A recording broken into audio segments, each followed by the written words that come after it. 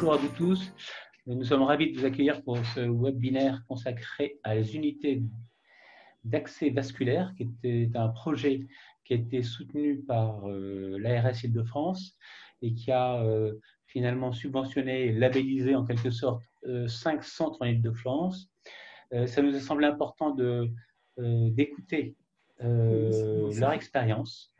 Et puis peut-être aussi d'écouter aussi dans quel contexte c'est fait, parce que d'abord il y a Christian Dupont qui va intervenir, qui est président du GIFAB, qui va expliquer pourquoi finalement c'est très important d'avoir des unités de qualité. Et puis la particularité de cet appel à projet, c'est qu'il soutenait, il supportait, il poussait finalement les protocoles de coopération qui faisaient participer activement les infirmières à ces gestes très techniques. Donc, je vais passer la parole à nos deux animateurs. Danielle Simon, qui est la référente cancérologie, cancer de l'ARS Île-de-France, et Gilles Galula, qui est le référent cancer, je pense, au niveau de la PHP. Merci beaucoup, merci Henri-Jean-Philippe, merci à tous pour pouvoir participer à ce webinaire très important sur une thématique majeure, à savoir les portes à 4 et les voies vasculaires pour les traitements, notamment par chimiothérapie. Je dirais la pose de ces portes à 4 est une étape majeure dans le parcours de soins des patients. Je dirais la pose et aussi bien le retrait, puisque les patients souvent peuvent en garder un souvenir un petit peu douloureux parce que ça ne s'est pas toujours passé comme ils le pensaient de manière assez simple. Donc, c'est important d'optimiser cette étape. Idéalement, pour le patient, la pause, elle doit être faite sur place dans l'établissement pour lequel il est suivi, pour lequel il aura un traitement par chimiothérapie. Donc, le faire in situ dans le site de prise en charge, c'est essentiel. Et également le retrait, ce serait dommage idéalement de l'envoyer dans un autre établissement pour avoir le retrait. Il y a des patients souvent qui ont une appréhension pour ce retrait de porte à 4 parce qu'ils ne gardent pas un bon souvenir de la pause. Et donc, la qualité de prise en charge est essentielle et c'est tout l'objet de ce webinaire puisque voilà, il faut que ça se passe avec le plus grand confort possible, le moins de douleur et le moins de complications. Donc, je présente rapidement le programme. Donc, comme vous le savez, il y aura des introductions sur des thématiques générales, sur les protocoles de coopération. De manière plus générale, c'est Christian Dupont donc de Cochin qui va faire l'introduction scientifique, les protocoles de coopération avec la pose par des IDE, elle est majeure et on aura une intervention de l'ARS. Et puis les expériences APHP et hors APHP, donc des établissements de Foch, franco-britanniques, du Chic de Créteil, de Tenon avec le docteur Fungiaggio et puis de la Pitié-Salpêtrière. Donc, merci pour cette invitation avec des échanges qui s'annoncent intéressants. Donc, on fera un peu la compilation des échanges avec Danielle Simon, à qui je vais passer la parole, et puis on pourra revenir vers vous à la fin des présentations pour les questions-réponses. Donc, Danielle, à toi. Oui, merci Henri-Jean d'avoir organisé donc cet échange. Donc en complément de l'introduction d'Henri-Jean et de Gilles Galula, je vais vous faire donc un retour donc sur très rapide sur l'enquête qui vous a été adressée dans le cadre de la tenue de ce webinaire. Donc en fait, il y a quand même 84 réponses au questionnaire qui ont concerné donc tous les statuts d'établissement, mais qui émanent quand même pour 70% d'établissements publics ou APHP. Les témoignages recueillis montrent en fait que quand même l'organisation est assez établie, que ce soit pour la pose ou la dépose, notamment du porte-à-4, puisque les contacts sont identifiés dans les établissements dans en gros 75 à 80% des réponses. Les protocoles d'utilisation existent et en cas de complication, il existe également une organisation dans à peu près 75% des personnes, pour 75% des personnes répondantes. La prise en charge des complications, elle apparaît satisfaisante dans à peu près 2/3 des cas et le principal motif d'insatisfaction est en fait le délai de prise en charge de la complication. Pas la modalité, c'est effectivement le délai de prise en charge qui intervient en premier motif d'insatisfaction quand il y a une complication à prendre en compte. Concernant l'accès à ces dispositifs en urgence, il y a moins de 50% des personnes qui ont répondu qu'il y avait un délai d'accès inférieur à 24 heures par rapport à la demande. Ce délai est porté à 2 jours pour un tiers des réponses et à 3 jours pour un tiers des réponses. On note encore peu d'adressage entre établissements et le motif d'adressage principal est le délai d'accès sur le site, en fait. Concernant la mise en œuvre des protocoles de coopération, 14% des répondants ont fait part d'une mise en œuvre de protocoles de coopération sur cette activité dans leur établissement. Et on voit un intérêt fort pour cette session, puisqu'en fait, plus d'une personne sur deux souhaiterait mettre en œuvre un protocole de coopération, se pose la question de mettre en œuvre un protocole de coopération dans sa structure. Ceci donc souligne vraiment l'intérêt de la session. Voici les principaux enseignements que j'ai pu retirer du questionnaire. Je laisse la parole donc à Christian Dupont pour la présentation du GIFAV. Bon, ça va, on va commencer. Donc, des unités d'accès vasculaire, pourquoi, pour qui, comment? C'est un vaste sujet que je vous propose d'aborder par la base. Donc, c'est-à-dire les patients avec leurs besoins et la manière dont parfois nous y répondons. Un exemple, cette patiente avait besoin d'un pic monolumière pour terminer une antibiothérapie à domicile. La prescription médicale n'est pas détaillée. La poseuse de cathéter se dit ce doit être une chimio, je mets 2 voies, il est mis jusqu'à la garde, ce qui ne facilite pas les soins pour les pansements. Le pansement n'est pas transparent, est transparent mais pas absorbant, ce qui peut poser des problèmes, on va le voir tout de suite. La valve bidirectionnelle que vous voyez ici est engluée et donc elle va sûrement être difficile à désinfecter. La poseuse dit « mais madame, il n'y a pas de problème, vous allez pouvoir prendre une douche avec ce pansement », ce qui est faux. Et en salle, alors que l'on devait tester la vie quotidienne avec un diffuseur portable pour cette patiente, ça n'a pas été fait. En résumé, plusieurs messages divergents ont été donnés et la patiente, évidemment, est anxieuse, elle rentre chez elle, complètement crispée, elle a mal aux épaules et on se demande si c'est une thrombose, ce qui n'est absolument pas le cas. Le pansement, quand il est transparent et qu'il n'est pas absorbant, voilà ce que ça donne à la pose. Ça, c'est un patient qui est rentré chez lui, qui a eu sa pose de pic en soirée et qui a dû appeler en catastrophe son infirmière libérale pour refaire le pansement puisque ça saignait. Ici, eh bien, on voit aussi qu'il y a un pic demandé par l'oncologue parce que la chambre s'est infectée. On a besoin de passer de la vancomycine à une concentration de 8 mg par millilitre. Pas de traçabilité ni de radio de contrôle, alors que ça fait partie de la checklist de la HAS depuis un certain nombre d'années. Seule une carte de pic est donnée. Or, alors qu'on voit la configuration externe d'un pic, à la radio, on voit que c'est un midline et que ça peut poser problème avec certaines drogues et donc pas de traçabilité parce qu'on ne sait pas en fait les attentes des personnes qui vont prendre le relais. Quand on parle des personnes, on parle des personnes de l'ensemble des personnes. Ici, vous voyez, au niveau des dispositifs médicaux, eh bien, ce fixateur de pic n'est pas du tout adapté au cathéter. Donc, ça veut dire que la pluridisciplinarité en fait, est importante dans cette prise en charge et que la prise de relais, on le voit encore ici, est parfois inefficace. Vous voyez une aiguille de Huber non sécurisée, trop grande sur une chambre implantable. Elle a de fortes chances de sortir de la chambre. Et ici, sans commentaire, quand on parle de, dans les dernières recommandations de la SF2H, un cathéter qui peut rester jusqu'à ce qu'il y ait un signe à condition qu'il soit surveillé, eh bien ici, on peut se demander si la recommandation de le changer tous les 3 jours n'était pas, quoi qu'elle soit à défaut, plus justifiée. Et puis le relais ville-hôpital, hein, ça c'est quelque chose de très important.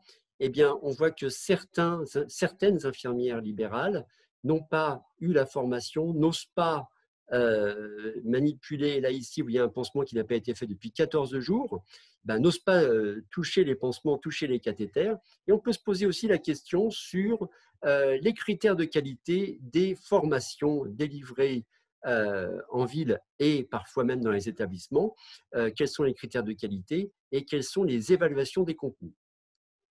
Ici, une patiente suivie en oncologie, l'infirmier libéral refuse d'utiliser le PIC en voyant le bras. Vous voyez que le bras porteur du PIC est eudémacié, il était rouge, il était chaud, il était douloureux. L'oncologue hospitalier dit à la patiente d'aller passer une radio. La patiente va au SAU, 2h30 d'attente.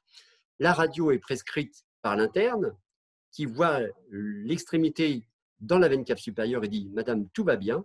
L'infirmier se pose encore des questions, il demande au médecin traitant qui prescrit une échographie Doppler à faire en ville, ce qui est fait sans coup de fil ni attente, et la patiente retourne au SAU avec son ticket coup de fil, c'est-à-dire le diagnostic de thrombose de la céphalique. Elle sera hospitalisée pour HBPM. Donc tout ça, vous voyez, à force de dire oui, c'est des histoires de chasse, alors ça peut aller de tous ces désagréments jusqu'à ce que l'on connaît tous, c'est-à-dire au mois d'août, on ne peut pas vous être chambre implantable parce que tout est fermé. À croire que le cancer prend des vacances également. Et ben, à force de dire ces histoires de chasse, il faut se dire c'est un vrai problème. Donc la prise en charge globale des patients, elle demande à être optimisée. C'est souvent un problème de formation, d'évaluation et de méconnaissance du travail de l'autre.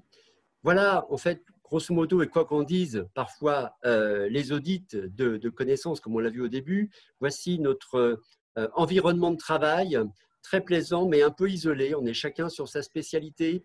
Il est bien difficile parfois de faire l'effort, parce que c'est un effort, de travailler ensemble. Voici les différents îlots de l'atoll, le choix, l'insertion, l'utilisation, les prises en charge de complications, le retrait et certains des critères de qualité qui sont demandés dans chacun des îlots. Et puis, il y a des contraintes. Alors, habituellement, c'est toujours un peu les mêmes. La T2A, parce qu'il faut faire de l'activité. Alors, bon, on ne va pas mutualiser une activité parce que sinon, on n'aura plus la salle. Les effectifs, la direction de l'hôpital, des fois, voilà. Le budget, évidemment, et puis les autres spécialités. Mais le patient qui a besoin d'un cathéter a besoin que ces îlots se rapprochent. Et dans ces zones de passage de relais, eh bien, il y a des choses attendues qui parfois ne sont pas là. C'est ce qui a donné en fait les photographies que nous avons vues avant. Donc, une prescription de qualité, ça peut sembler bête, mais c'est souvent manquant, puisqu'en fait, très souvent, l'oncologue est fixé sur sa spécialité, la chimiothérapie, il a raison, il faut faire attention, mais le cathéter, ce n'est qu'un moyen. Et le cathéter n'a jamais, d'ailleurs, soigné le cancer, il a participé, mais pas de voie d'abord, pas de chimiothérapie. L'insertion, il faut qu'elle soit documentée, on a vu qu'il y a besoin quand même de traçabilité, et à force de tout tracer, parfois on perd un petit peu le fil, donc il y a des choses à tracer importantes.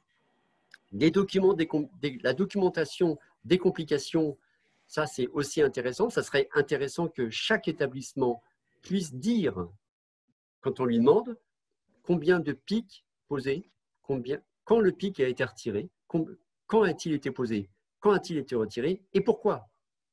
Et très souvent, là j'ai vu dans l'audit, quand on dit même pour les cathéters périphériques, on sait, oui, on peut savoir, mais qui le fait? Qui fait un audit, un réel audit? C'est très, à mon avis, c'est faux.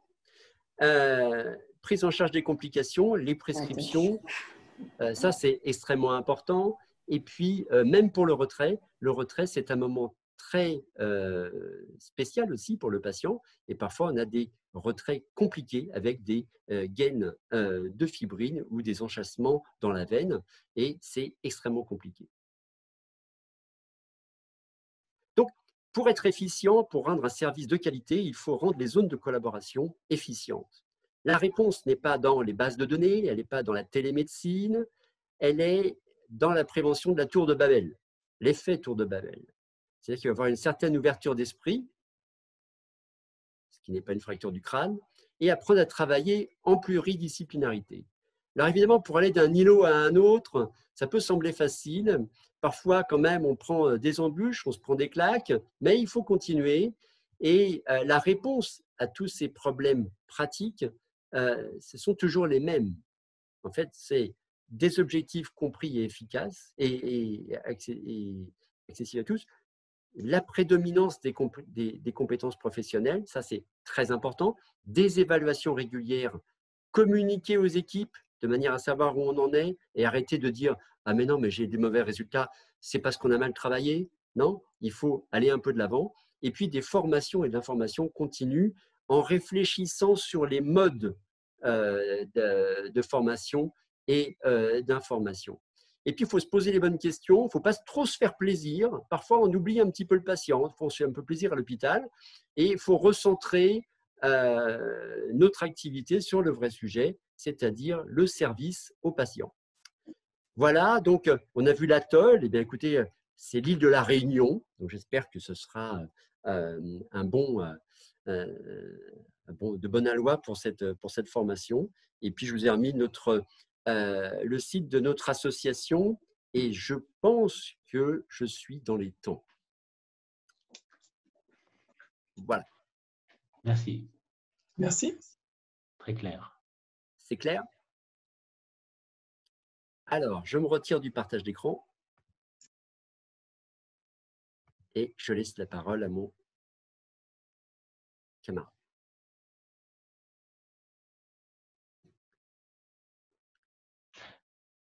Je laisse donc les deux modérateurs présenter chaque intervenant. Par exemple, Corinne Slivka, peut-être.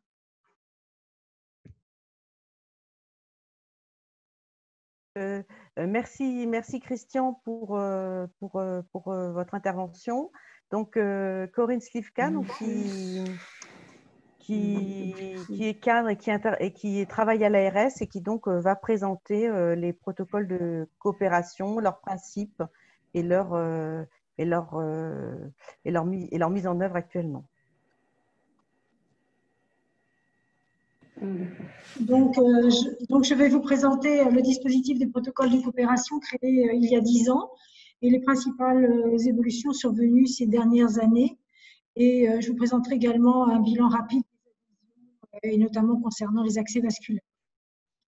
Donc, les protocoles de coopération sont un dispositif introduit par la loi HPST de 2019 qui donne l'opportunité effectivement à des professionnels de santé de pouvoir opérer des transferts d'activités et des délégations, et donc de réorganiser la prise en charge des patients. Et ce dispositif a évolué avec la loi d'organisation de transformation du système de santé de juillet 2019, avec la création de deux échelons, un échelon de régulation nationale et un échelon de régulation régionale. Donc, voici la définition effectivement qui est donnée des protocoles de coopération lors de la création en 2009. Donc, qui dit que les professionnels de santé peuvent s'engager à leur initiative dans une démarche de coopération, ayant donc pour objet entre eux de transfert d'activité ou d'actes et de réorganiser leur mode d'intervention. La loi donc de juillet dernier, juillet 2019, prévoit effectivement une régulation et notamment une stratégie nationale avec la mise en place d'un comité national des coopérations interprofessionnelles qui peut être chargé effectivement ce comité de définir des priorités en matière de protocole de coopération et qui va permettre aussi la transformation des textes relatifs à chacune des professions paramédicales. Donc, il permet aussi l'autorisation, cette fois-ci, au niveau national de la mise en œuvre d'un protocole de coopération après avis conforme de la Haute Autorité de Santé. Au niveau régional, on va pouvoir organiser des initiatives de nouveautés, je dirais, après la mise en place, effectivement, d'un dispositif validé par les communautés médicales ACM. Et puis, ce dispositif également est rénové dans le processus d'adhésion qui se voit simplifié. Je vais revenir tout de suite après. Donc, il y a eu 3 décrets après la loi de 2019. Un premier décret qui institue une prime de coopération pour les professionnels délégués appartenant à des établissements publics de santé et déclarés auprès de l'ARS comme enregistrés et participant à un protocole de coopération au sein d'une équipe délégant délégué, et le montant est actuellement de 100 € par mois. Un deuxième décret a été publié en décembre 2019 et il stipule en fait les exigences de qualité et sécurité. Donc, je disais qu'un deuxième décret a été publié en décembre 2019 qui porte justement sur les exigences de qualité et de sécurité des protocoles. Vous avez là son contenu. Ce qu'il faut effectivement noter, c'est plusieurs points, 4 points. Le premier, c'est que le protocole doit être conforme aux bonnes pratiques de la Haute Autorité de Santé, que le protocole doit effectivement clarifier les différentes étapes de la prise en charge et s'appuyer sur des logigrammes qui permettent des prises de décision faciles par les délégués, que le nombre de délégants et de délégués doit être suffisant pour permettre justement la mise en œuvre d'un protocole dans sa continuité, et enfin, donc, l'obligation de déclaration auprès de l'Agence régionale de santé. Le comité donc, est composé d'un certain nombre de personnes. Vous envoyez la configuration ici, donc la DGOS, la direction de la sécurité sociale, la cohésion sociale, le directeur général de santé, un représentant de l'ARS, la caisse d'assurance maladie et l'HAS, évidemment, représenté directement par le président, directeur, représentant, avec une réunion maximum par an, maximum 2, et les conseillers professionnels sont associés. Donc, comme je le disais, il s'agit d'une stratégie nationale qui vise effectivement à prioriser les thèmes des protocoles de coopération, de publier des appels à manifestation pour élaborer de nouveaux protocoles, de sélectionner les équipes et d'autoriser le protocole au plan national. Et le processus d'adhésion, effectivement, est simplifié. Maintenant, c'est une équipe qui adhère à un protocole. Je vous ai mis là le lien qui vous permet d'avoir ces renseignements sur le site du ministère de la Santé et les documents à fournir pour déclaration, on ne parle plus de décision mais de déclaration, sont les suivants. Le dossier est largement simplifié, permettant une mise en œuvre immédiate dès complétude du dossier. Voilà le site du ministère de la Santé. Vous avez le lien pour pouvoir y aller. Par ailleurs, je disais, les protocoles locaux donc, ont été permis par Agnès Buzyn, donc, qui était alors ministre de la Santé et qui voulait justement cette mise en œuvre faciliter des protocoles locaux dans les établissements à titre expérimental, après évidemment avis de la CME et l'avis de la Haute Autorité de Santé et d'intervenant postérieur et permettant éventuellement après une généralisation de ce protocole. Aujourd'hui, sachez qu'on attend effectivement un acteur législatif pour mettre en œuvre cette mesure. Donc, pour l'instant, on ne peut pas encore expérimenter dans les établissements de santé. Voici un court bilan des protocoles de coopération. Donc, nous avons à ce jour 12 protocoles nationaux autorisés depuis décembre 2019 jusqu'à ce jour. 48 protocoles en région francilienne qui sont en train de devenir des protocoles nationaux. Nous avons aussi un certain nombre de protocoles qui ont été formalisés et qui sont en cours d'instruction par la Haute Autorité de Santé pour être autorisés au plan national. Et au plan régional, 700 professionnels sont actuellement adhérents, répartis de la façon suivante, 2 tiers de médecins, 1 tiers de paramédicaux, pour un volume d'activité dédié qui est significatif, sans aucun événement indésirable grave signalé auprès de l'agence. Vous avez là des schémas qui montrent l'évolution considérable du nombre d'adhésions, notamment au l'année 2019, et ce bilan est réalisé à la fin de l'année 2019. 118 équipes étaient adhérentes, avec 44 nouvelles équipes au cours de la seule année 2019. Donc, il y a un effort sur cette année-là. Et là, vous avez sur cette diapositive les principaux thèmes mobilisateurs du protocole de coopération. Vous voyez que la filière visuelle, donc la délégation entre ophtalmologistes et orthoptistes et infirmiers arrive en première position, l'échographie réalisée par des radios, la vaccination donc, et le conseil, le traitement préventif pour les voyageurs, le diabète et notamment l'adaptation des doses d'insuline, et enfin les abords vasculaires. Je vais vous en dire effectivement quelques mots. Sur les protocoles de coopération relatifs aux accès vasculaires, nous avons aujourd'hui 8 équipes adhérentes qui représentent environ 50 personnes. Des médecins pour 25 d'entre eux et des infirmiers pour 24 d'entre eux ou manip radio. Nous avons 2 protocoles aujourd'hui qui sont autorisés, donc la voie veineuse centrale par un infirmier et la pose de pic par un manip radio. Nous avons élaboré un protocole relatif à la pose de midline par l'infirmier avait reçu un avis favorable de la Haute Autorité de Santé en juillet dernier, si bien que le protocole devrait être autorisé dans les semaines qui viennent. Vraiment, c'est une histoire de jours. Et par ailleurs, l'équipe de Curie a élaboré un protocole relatif à la dépose de la chambre implantable qui est en attente de l'avis de la Haute Autorité de Santé et qui devrait effectivement recueillir un avis favorable, je l'espère, dans les prochaines semaines. Voilà pour ce court bilan. L'ARS, évidemment, soutient largement ce dispositif qui permet aussi de faciliter l'accès aux soins, qui permet aussi un suivi des patients de façon efficace en collaboration avec les médecins. Nos objectifs sont sur cette diapositive, communiquer sur les protocoles, soutenir les équipes évidemment dans la mise en place, aussi bien à la fois dans la formalisation des protocoles, mais aussi dans le processus d'adhésion et de déclaration. Puis promouvoir aussi ce dispositif de façon à le faire connaître largement. Là, je vous remercie. Donc, merci beaucoup Corinne pour cette présentation du dispositif de coopération. Nous avons prévu donc de regrouper les questions plutôt en fin de session et donc nous vous proposons donc d'emblée de passer au retour d'expérience des 5 équipes qui ont intégré l'appel projet régional sur les unités d'abord vasculaires. Et donc, je vais laisser la parole donc, au docteur Sabine Blary du Centre hospitalier intercommunal de Créteil pour présenter son retour d'expérience. Bonjour à tous et à toutes. Donc, je suis médecin anesthésiste à l'intercommunal de Créteil, au CHIC. Et puis, on a loupé la première. Hop, est-ce que ça marche? Ah non, bon, c'est pas grave. À côté de moi, il y a Grégory, un IAD délégué, donc qui fait partie de l'UAB. Alors, je teste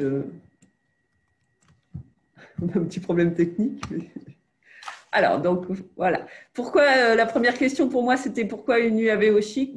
Déjà, pour au moins 3 raisons.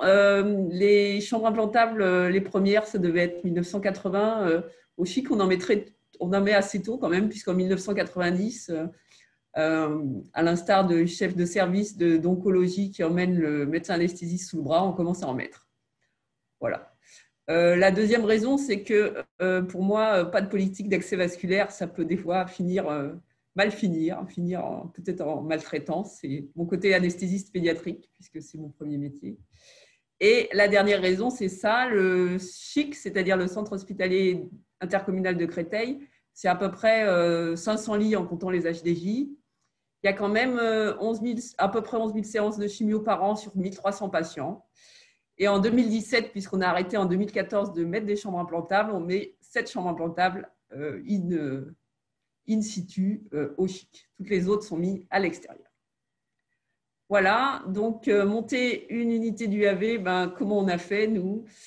On a demandé une adhésion au protocole de coopération déjà existant, qui était celui de Léon Bérard sur la jugue interne, l'accès vasculaire mis par un infirmier. On a envoyé 4 infirmiers anesthésistes en formation au centre Léon Bérard. On a créé une unité, c'est-à-dire qu'on a trouvé des volontaires sains même, pour adhérer à ce protocole. C'était 3 médecins et 4 IAD. Et puis, il y a un appel à projet qui a été, je crois que c'était en 2019, j'ai postulé et bingo, ça a marché. Alors, pour ce qui est de l'organisation, comment on a fait? On a créé sur le web intra-hospitalier un agenda Orbis pour que les prescripteurs puissent prescrire, en tout cas demander la pose du cathéter. C'était essentiellement chambre implantable, PICC line et après éventuellement midline, mais surtout chambre implantable et PICC line.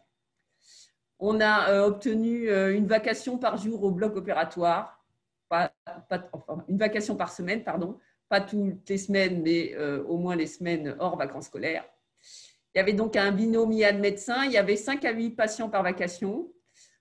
On a aussi, avant tout ça, référencé tout le matériel à la parapharmacie, ce qui n'était pas forcément le plus simple.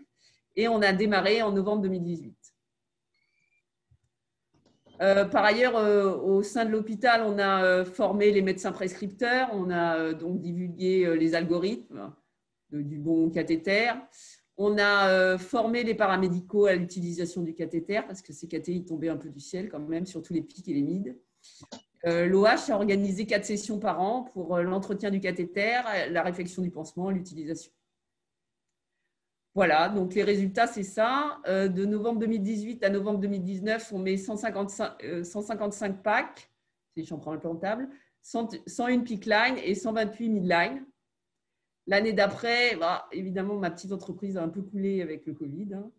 Donc, novembre 2019 jusqu'à à peu près, puisque en mars, on arrête tous les programmes chez nous, enfin, à peu près en mars. Donc, novembre 2019 à février, on met 54 packs, 53 pics. Et le seul KT qui subsiste, c'est le midline, puisqu'on le met en salle de réveil. Au niveau des complications immédiates, on n'a pas eu de complications immédiates lors de la pose de chambre implantable, ni de peak line, pas de pneumothorax, pas de complications vasculaires, pas d'infection précoce. Pour la midline, on a eu une ponction artérielle et quelques rares échecs. Pour les complications retardées, malgré une difficulté du suivi des KT, parce que c'est toujours compliqué d'avoir 1000 jours KT, on n'a pas noté plus d'infections. L'hygiène a été bien vigilante et nous a donné quelques chiffres là-dessus. Et sur les 250 midlines posées, puisque ça fait ça à peu près sur 2 ans, on a eu peu de complications thromboemboliques, une suspicion de thrombophlébite non confirmée, un hématome profond, 5 thromboses répertoriées, mais peut-être un peu plus, mais en tout cas inconnues.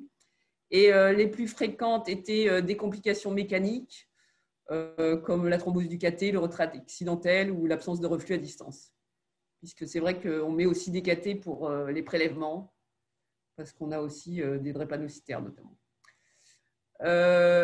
Pour le suivi des KT, ce qui a été fait fin 2018 et fin 2019, voilà, on avait ces chiffres-là au niveau des bactériémies sur 1000 jours de KT. Donc, au niveau des chambres implantables et des peak lines, on reste quand même beaucoup mieux que les chiffres qu'on avait avant sur les infections de chambres implantables au CHIC. Par contre, la midline, je pense, est victime de son succès. Et ça, c'est les chiffres avant qu'on ait mis en route la formation. En fait, les chiffres sont arrivés, les KT sont arrivés un peu trop vite. Et donc, je pense qu'il faudrait refaire des chiffres d'infection de bactériémie pour les midline pour voir si on a progressé. Voilà, je vais passer la parole à Grégory. Bonjour à tous. Donc, je vais vous donner le point de vue du mien et des collègues concernant la délégation. Donc, ce qu'on a pu percevoir, c'est que c'était un vrai besoin pour l'hôpital. Ça diminuait les déplacements interhospitaliers et améliorait la rapidité de prise en charge pour les patients. On a pu voir qu'il y avait une meilleure satisfaction des patients qui ne souhaitaient pas forcément se tourner vers le secteur privé pour la pose de chambres implantables. Pour nous, c'est une augmentation des champs de compétences personnelles avec valorisation du personnel soignant. Et ça a renforcé des liens de l'équipe par le partage d'une activité commune qui était nouvelle. Concernant nos difficultés, il faut avouer que l'acquisition du geste technique pour la chambre implantable demande une longue période d'apprentissage. On se rend compte souvent que les moyens dédiés pour cette activité passent au second plan par rapport à l'activité chirurgicale pure. La traçabilité de nos actes nous demande d'utiliser plusieurs logiciels pour lesquels on n'a pas été sans formation préalable. On a pu voir que le parcours du patient était aussi difficile quand on prend du début jusqu'à la fin. Il a fallu qu'on gère un afflux de demandes à intégrer dans un emploi du temps déjà très tendu.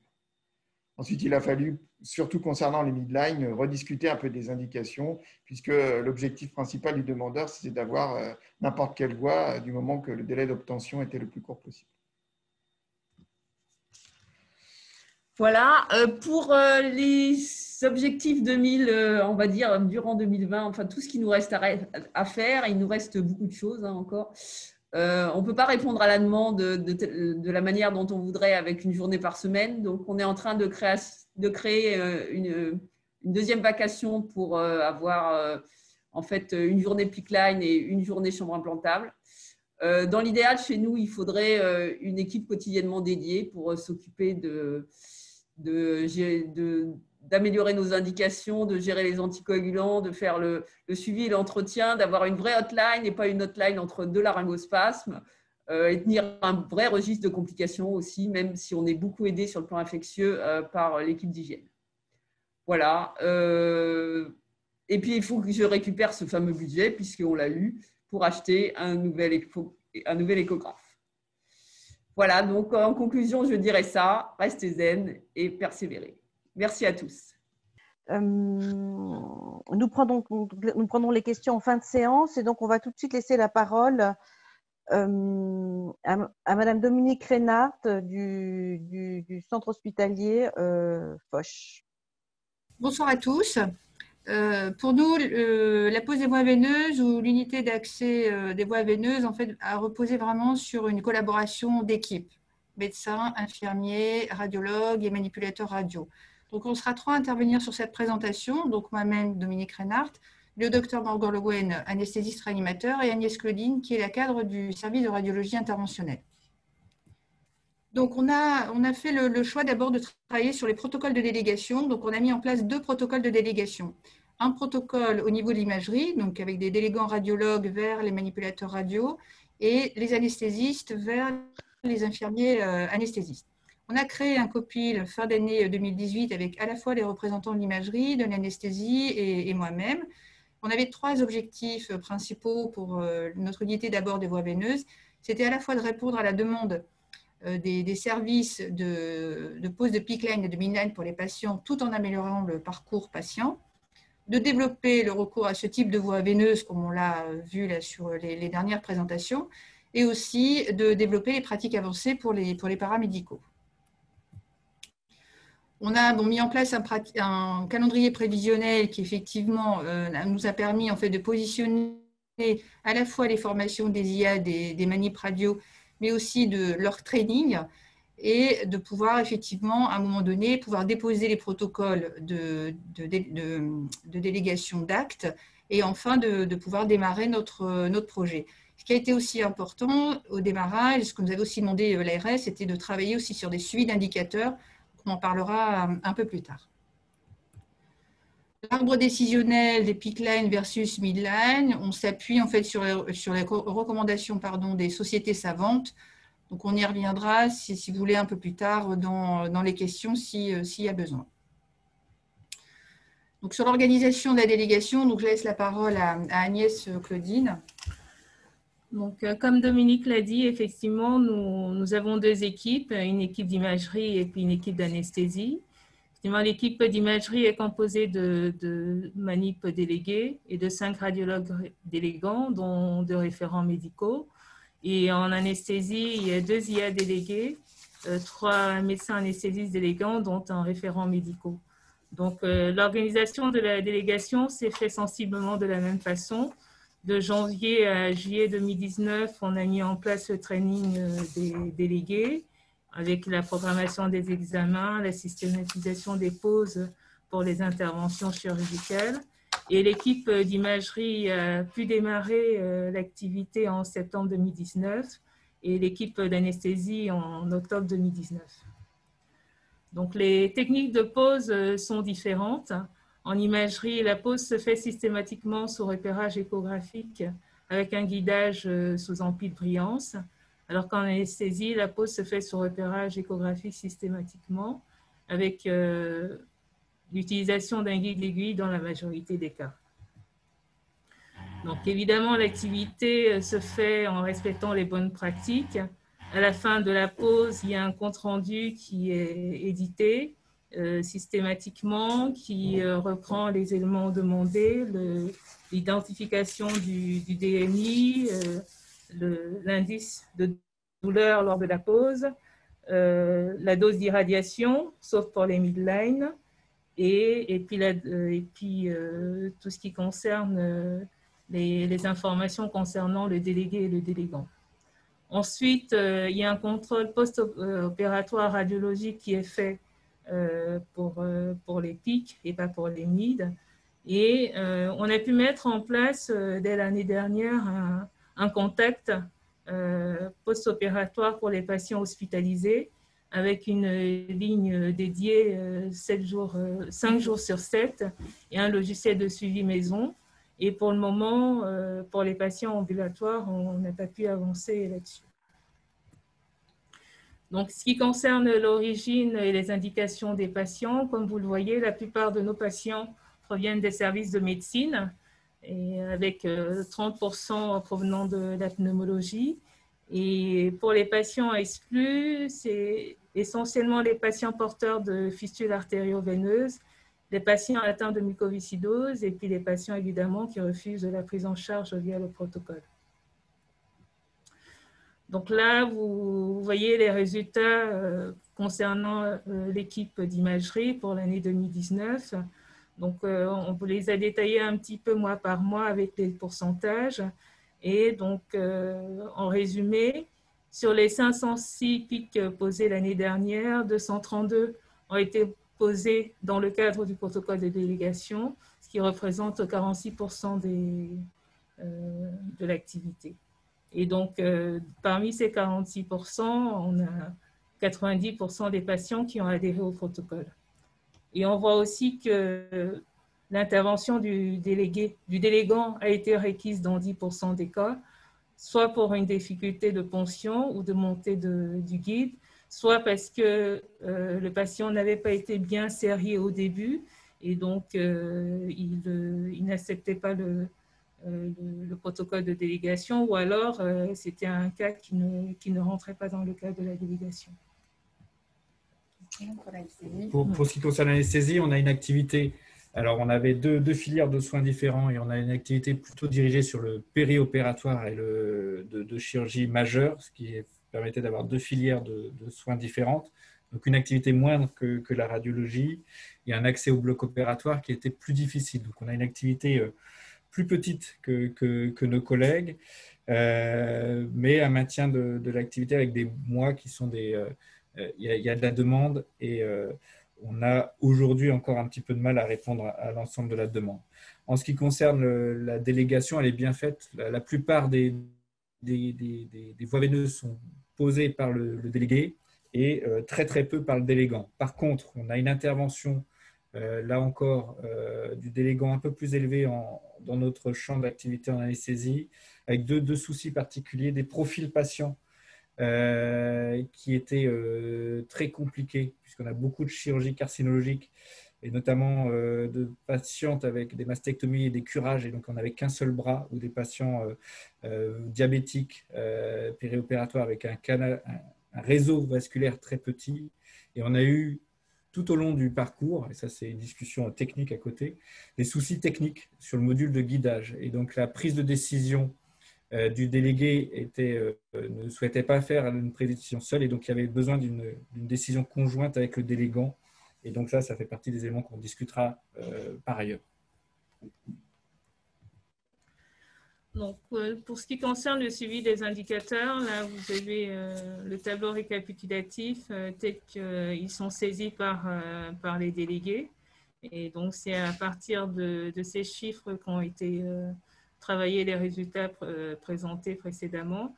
Et c'est vrai qu'effectivement, contrairement à l'anesthésie, en imagerie, on a déjà une salle existante où on a pu mettre en place l'activité, donc ce qui a pu faciliter les choses. Et aussi, on avait déjà une organisation en termes de prise de rendez-vous qui était déjà calée. Donc, ce qui fait qu'effectivement, les chiffres sont tels qu'ils sont.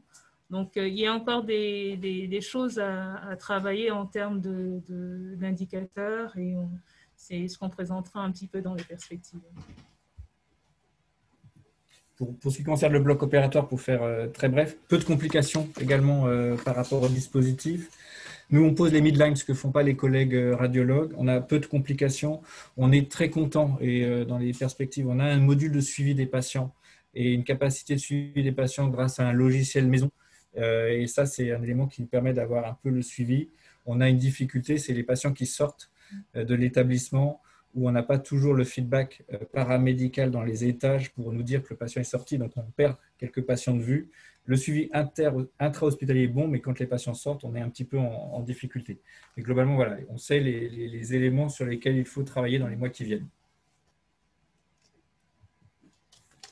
Donc, en conclusion, sur nos perspectives en fait, de 2020 et 2021, on souhaite intégrer de nouveaux MANIP ou infirmiers d'anesthésie dans les protocoles de coopération. On va organiser des vacations en fait, du coup, mutualisées maintenant entre l'imagerie et l'anesthésie. Donc, ces vacations seront au sein de la radiologie interventionnelle. Et donc, on s'organise à la fois pour effectivement que ce soit tantôt l'imagerie ou tantôt l'anesthésie qui interviendra. Et donc, notre souhait, on se met en ordre de marche pour pouvoir démarrer ça le mois prochain, donc à partir du 5 octobre. Il faut qu'on arrive à mettre en place un suivi clinique des patients après la pose de leur voie d'abord. On souhaiterait aussi organiser un réseau de référents infirmiers au sein de l'établissement, principalement dans les services, peut-être dans un premier temps, les services qui sont demandeurs. Et donc, on pense que ce réseau serait important, effectivement, pour éviter un maximum de complications. En parallèle aussi, de mettre une online dédiée pour l'assistance des équipes, donc que ce soit pour les médecins ou les infirmiers. De mutualiser, bien sûr, notre base de données de suivi patient entre l'anesthésie et l'imagerie. On pense aussi développer notre communication institutionnelle pour effectivement favoriser l'accès aux patients à ces dispositifs de voie veineuse. Il faudra qu'on améliore aussi nos indicateurs de suivi des protocoles, comme Morgan et Agnès vous l'ont dit, à la fois sur le taux de satisfaction des prescripteurs, le score de la douleur, la checklist HLAS qui doit être faite systématiquement, la diminution du taux de recours aux délégants et effectivement aussi l'augmentation du nombre de pauses par les délégués. Nous vous remercions de votre attention. Alors, bonjour à tous, bonjour à toutes. Voilà, Marc Solier, je suis médecin anesthésiste réanimateur à l'hôpital franco-britannique où on a créé, en fait, il y a un an et demi de ça, une unité d'accès vasculaire. Diapo suivante. Donc, c'est une structure PSPH de taille moyenne, 265 lits et places, avec plusieurs secteurs en plein essor. La cancérologie avec plus de 6500 en fait, chimiothérapies actuellement, la chirurgie carcinologique digestive et scénologique et la médecine polypathologique. Initialement, l'unité d'accès vasculaire a été créée pour répondre à des besoins internes. Donc, je me suis d'abord formé en fait à la mise en place des peak lines, des mid lines, puis j'ai formé 2 de mes collègues à cette technique. Pour communiquer en fait sur cette technique, avec nos collègues, on parlait en interne, en fait, on expliquait l'intérêt de ce type de voie veineuse centrale et périphérique au cours de réunions, par mail ou par téléphone.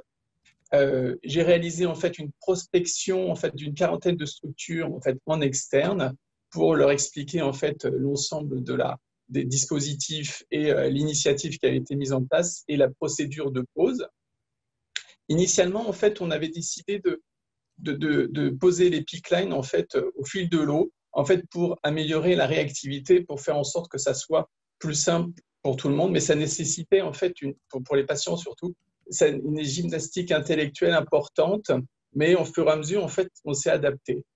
Dorénavant, avec la mise en place des chambres implantables, on est passé en fait à des vacations bien déterminées, 2 vacations par semaine. Diapo suivante.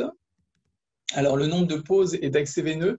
Donc, mars 2019, mars 2020, on a posé 91 midlines, 305 peak lines, 180 en ambulatoire. Alors, il y a une petite particularité, c'est que 100 patients à peu près étaient en fait des patients interétablissements qui venaient d'autres établissements en ambulatoire pour se faire poser en fait les peak lines. 125 peak lines en interne et 22 packs parce qu'en fait on vient de se mettre en fait à la mise en place des chambres implantables. Les infirmières en fait qui rentraient dans le protocole de coopération ont posé plus de 60 peak lines en quasi-autonomie, donc plus de 30 chacune. Par contre, concernant les chambres implantables, on est loin de l'autonomie encore, mais il y a en fait, en les formant, en étant en binôme, en fait, on va bientôt y arriver. Alors, diapo suivante. Alors, la subvention, en fait, a permis surtout chez nous, en fait, des formations. Donc, les formations qui ont été mises en place en 2019-2020, ça a été le début d'accès vasculaire à Lyon, qui en fait a été validé par un médecin anesthésiste et une infirmière anesthésiste. En 2020-2021, ça va être la même chose, donc le médecin anesthésiste, infirmière anesthésiste. Il y avait des formations pendant 15 jours de formation pratique de 2 infirmières anesthésistes à la mise en place des peak lines et des chambres implantables à Léon Bérard, mais interrompues partiellement en raison du confinement. mais en fait qui va reprendre bientôt. Et une formation, nous on s'est formé 2 jours à la mise en place de chambres implantables et des dispositifs, le CG endocavittaire, tout ça. On s'est formé en fait à Lyon aussi pendant 2 jours, 1 jour chacun à peu près. Diapo suivante. Devant, en fait, pour optimiser la prescription adéquate des dispositifs, on a mis en place un arbre décisionnel des accès veineux qui a été diffusé en fait à l'ensemble de l'établissement, et pour simplifier et pour que ça soit pas quelque chose qui soit relativement simple, pratique et qui soit adapté aux solutions administrées et en fait à la durée en fait de la prescription. Diapo suivante.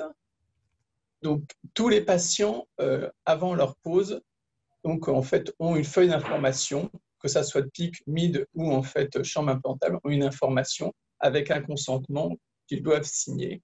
Et en fait, sur chaque feuille de consentement, il y a soit en fait un numéro de téléphone qui est la hotline patient, ainsi qu'une adresse mail qui va directement sur nos boîtes mail et sur lequel ils peuvent nous joindre.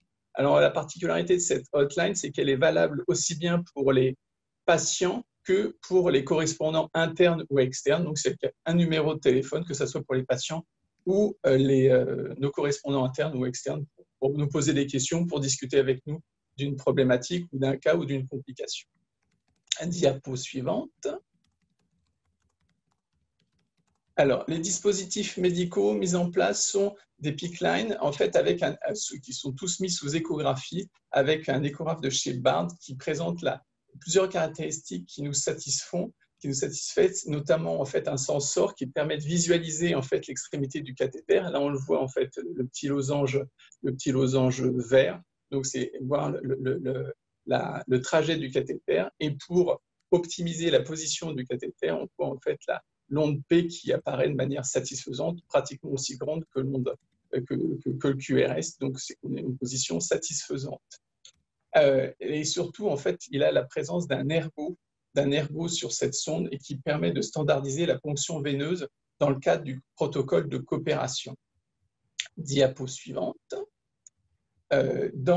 Pour les chambres implantables, elles sont aussi posées sous échographie avec toujours un ECG endocavitaire de type Nautilus, dont l'intérêt, c'est qu'il n'y a pas de scopie en préopératoire. De manière systématique, il y a un contrôle par radio de thorax pour les PICC lines et les chambres implantables de manière systématique.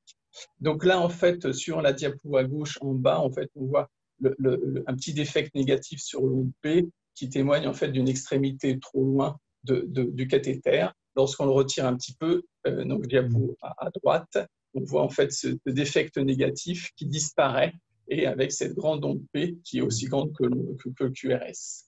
Donc, c'est que l'extrémité est placée de manière satisfaisante. Diapo suivante. Tous les patients ayant bénéficié en fait d'un accès vasculaire ont un compte rendu avec, donc là vous avez l'exemple du compte rendu avec le VA, le contrôle radio, mais en fait il n'y a pas de désignation exacte du dispositif parce qu'on utilise une sorte de PICC line et une sorte de chambre implantable. Mais en fait, il y a une carte qui est donnée au patient avec l'ensemble des références, et sur un fichier Excel, tout est référencé, que ce soit les références du dispositif, les complications, le type de pause. Voilà. Donc, en fait, on a possibilité d'avoir accès à toutes ces données. L'appel du lendemain est fait de manière systématique, sauf chez les patients qui sont en interhospitalier, donc en ambulatoire, systématique en ambulatoire, sauf chez les patients en interhospitalier, là on ne les appelle pas le lendemain. Et c'est un petit peu redondant avec le compte-rendu infirmier qui nous est envoyé par une messagerie sécurisée du premier pansement. Le compte-rendu infirmier du premier pansement, on demande systématiquement lorsque le patient sort de la pause, on appelle le prestataire et en fait on demande qu'il fasse le premier pansement DJ1. Diapo suivante. Alors, en juin 2020, nous avons tenu notre première réunion avec l'ensemble d'unités d'accès vasculaire, avec mes collègues médecins anesthésistes, les infirmières anesthésistes, ainsi que les IDD services et les cadres. C'était pour analyser les taux de complications des PICC lines pour les patients hospitalisés. Donc, en 2018, on a extrait 72 dossiers qui était complet et exploitable sur DXCare. Les indications, c'était surtout la nutrition parentérale, la chimiothérapie. La durée moyenne de vie en fait, du cathéter, c'était 1,7 mois. Et on constate en fait que dans la cause du retrait, dans 40%, c'était la fin du traitement ou le décès, mais dans 25%, c'était une complication, soit un cathé obturé, soit en fait une infection, dans 9,7% des cas. Après discussion et retour d'expérience avec l'ensemble des participants, on a constaté qu'il y avait en fait un défaut d'information et un défaut de formation sur la gestion des pipelines. Donc, on a remédié à ce problème et on a mis en place des formations pour notamment les jeunes infirmières ou pour des rappels aussi. Diapo suivante.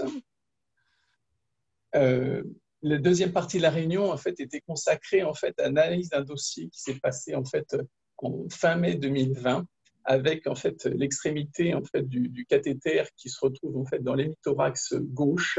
Donc, alors qu'on était en fait, on avait vérifié qu'on était bien en V9. Et donc, après la réalisation d'un angioscanner thoracique pour savoir où était l'extrémité et pourquoi en fait, cette image, on a visualisé en fait qu'il y avait une veine cave supérieure gauche unique sans veine cave droite et avec une extrémité du cathéter qui était 1 cm au-dessus de la jonction atrio-cave. Donc, en fait, on n'a pas bougé le cathéter, on l'a laissé comme ça. Voilà. Donc, c'était un cas intéressant avec une particularité anatomique qui est relativement rare. Diapo suivante. Alors, les perspectives et les actions à réaliser dans les prochains mois. Tout d'abord, c'est finaliser les formations des infirmières de coopération ainsi que des médecins et augmenter le nombre de poses de chambres implantables puisque, en fait, chez nous, plus de 300 poses sont faites hors de notre structure. Et donc, grâce aux vacations dédiées, on va peut-être arriver en fait, à augmenter progressivement en fait, le nombre de poses. Finaliser la demande du protocole de coopération auprès de l'ARS, puisqu'en fait, on attend l'ensemble des infirmières, les deux infirmières les deux infirmières en fait, déléguées soient finies de former. Et en fait, comme on l'a vu tout à l'heure, c'est j'ai en faire des formations en interne, que ce soit pour les nouvelles infirmières ou pour des rappels pour les infirmières plus anciennes sur la gestion des pipelines. Bah, écoutez, je vous remercie. Donc, cette fois-ci, Sabine Roche, pour la Pitié-Salpêtrière. Alors, bonjour à tous. Donc, voilà, moi, je suis docteur Sabine Roche. Vous m'entendez? Oui. Et je suis anesthésiste à la Pitié-Salpêtrière. Et donc, je vais… Ah, ça y est, ça passe pas. Fanny, j'ai l'impression que ça refait comme l'autre jour. Je n'arrive pas à faire défiler les diapos. Déjà, si vous pouvez essayer de vous mettre en mode présentation. C'est où ça déjà? À droite, en bas à droite. Hop. Ça marche. Voilà. Alors, je vais donc vous raconter l'expérience de l'UAV de la Pitié-Salpêtrière. Alors, la Pitié, vous le savez peut-être, c'est un hôpital qui est très étendu et qui est pavillonnaire, ce qui rend certaines choses un peu difficiles. Et notamment avant 2016, il y avait de multiples sites de pose des chambres implantables, notamment les blocs opératoires et la radiologie interventionnelle. Et puis 2/3 des chambres implantables ambulatoires étaient posées en dehors de l'hôpital. Il n'y avait pas de PICC line à proprement parler à la Pitié. Des cathéters veineux centraux étaient posés en SSPI, un petit peu dans le cadre de l'urgence. Et pour le moins urgent, des cathéters tunnelisés thoraciques sont toujours d'ailleurs posés en radiologie interventionnelle. Mais ça fait beaucoup de sites qui ne communiquent pas forcément entre eux. Alors, en 2016, on a mis en place le protocole de délégation après avoir lancé un appel à candidature et constitué donc une équipe de 4 triades initialement qui réunissait les conditions requises, c'est-à-dire plus de 5 ans d'ancienneté dans une unité posant plus de 1000 voies veineuses centrales par an. Ces IAD ont eu une formation théorique en septembre 2016 et puis on a tout de suite commencé la formation pratique en 4 temps, donc une phase où il devait regarder 30 poses de chambres implantables, puis une phase où il devait aider sur 30 poses, etc. Alors évidemment, comme on n'avait pas du tout l'activité Initialement, pour pouvoir faire ça assez vite, on a été beaucoup aidé par les UAV déjà existantes, notamment de Cochin et de Curie, pour les 2 premières phases. Donc, nos IAD sont allés se former à Cochin et à Curie. Pour ce qui est des médecins délégants, donc, on était 3 anesthésistes réanimateurs, dont 2 anciens internes de Curie qui avaient déjà une expérience de la pose des chambres implantables. Moi, pour ma part, j'en avais jamais posé, donc j'ai été me former à Saint-Louis auprès de Stéphane Villiers. Et on a commencé tout doucement notre activité en novembre 2016. Au début, dans 2 salles libres, un petit peu à droite à gauche, il y avait une au bloc de gynéco, l'autre au bloc de chirurgie générale, donc dans 2 pavillons différents, 2 jours par semaine. Tout ça en attendant l'ouverture du bâtiment de chirurgie ambulatoire où était prévue notre activité. Donc ça nous a permis de prendre à ce moment-là des patients ambulatoires et des patients hospitalisés. Les demandes étaient faxées sur le fax de la SSPI. Et puis il y a eu surtout un gros travail de présentation de cette nouvelle activité aux services prescripteurs, donc il y en a beaucoup, lors des staffs des services, lors des réunions d'encadrement notamment. En avril 2018, le bâtiment de chirurgie ambulatoire a ouvert. Et là, on a pu avoir notre salle, on a pu bénéficier d'un secrétariat, d'une cellule de programmation, de logisticiens et on travaillait 3 journées par semaine. Les patients étaient convoqués par téléphone avec un suivi à J1 par SMS. Donc à ce moment-là, on ne prenait plus que des patients ambulatoires. Et on était plutôt bien installé avec des blocs qui bénéficiaient de la lumière du jour, de musique au choix du patient, et le patient avait droit à une collation dès la sortie du bloc. Voilà. Et puis, l'organisation a été faite de façon à ce qu'on travaille avec 2 IAD par jour, un qui opère, un qui fait fonction d'IBOD, et en fait, ils travaillent en alternance. Le médecin délégant fait son métier d'anesthésiste dans une salle proche, voire contiguë. Les IAD travaillent avec la ponction jugulaire interne basse et co-guidée, avec possibilité d'utiliser un guide aiguille.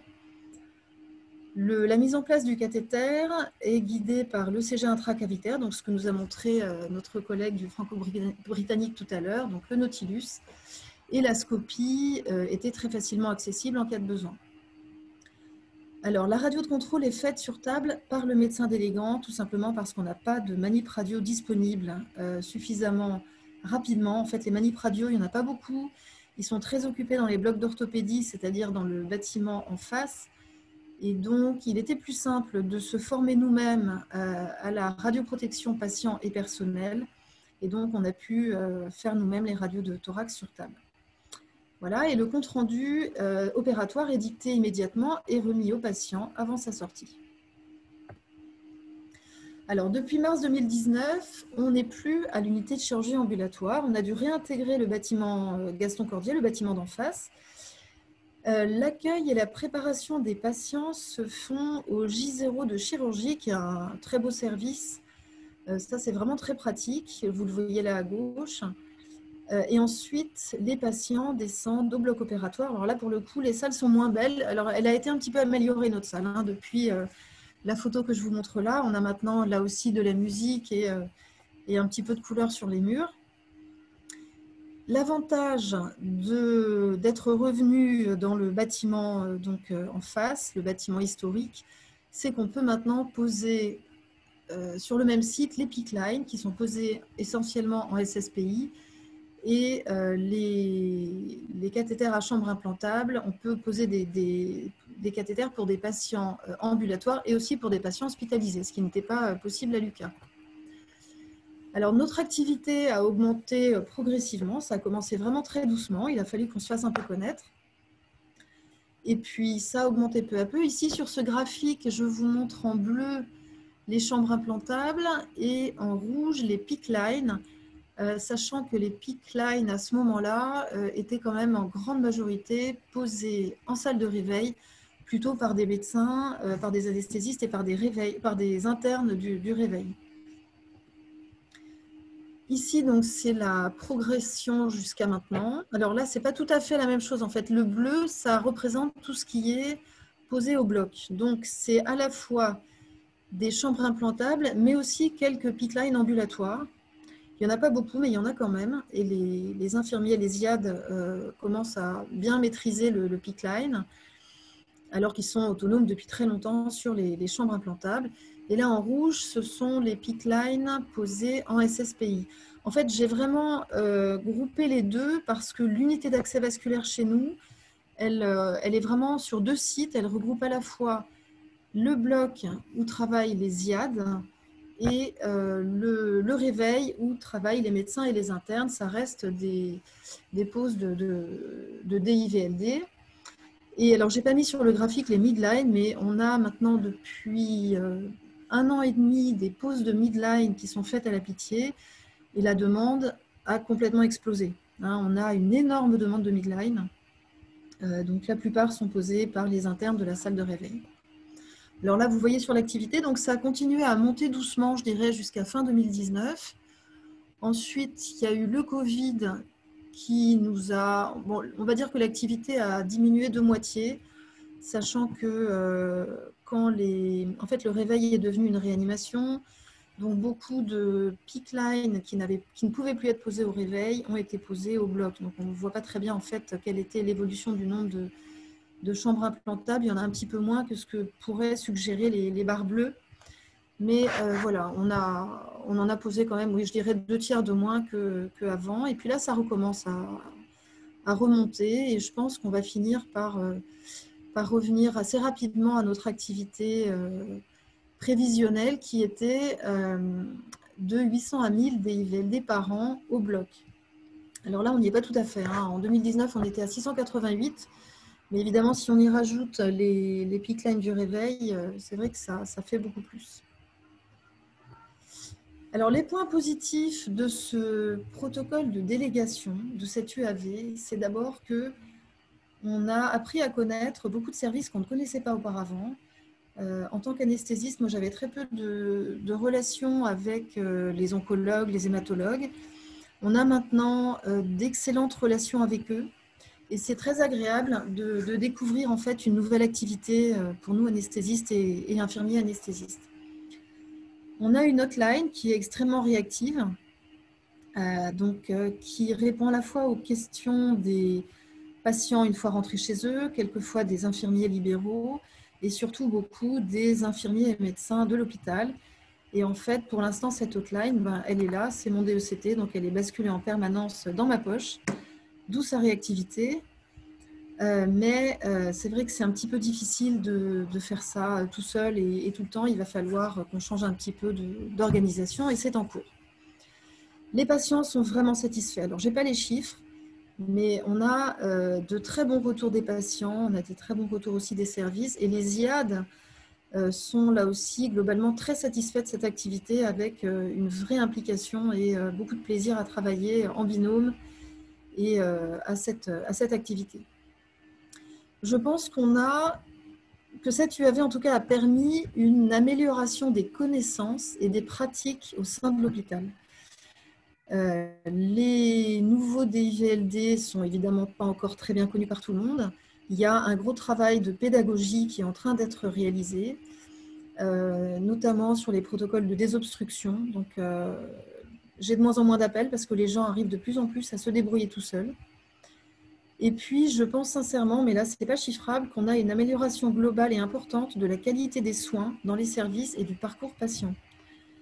Et si les PICC lines ne sont pas toujours utilisés exactement comme ils le devraient, notamment pour ce qui est de la fréquence de réfection des pansements, pour ce qui est de la prévention de l'obstruction, ça commence à s'améliorer et ça va continuer à s'améliorer. Par contre, on a aussi des points négatifs. Les points négatifs, c'est vrai que ce n'est pas facile. On a de gros problèmes de planning qui sont liés à la pénurie d'IAD sur l'hôpital.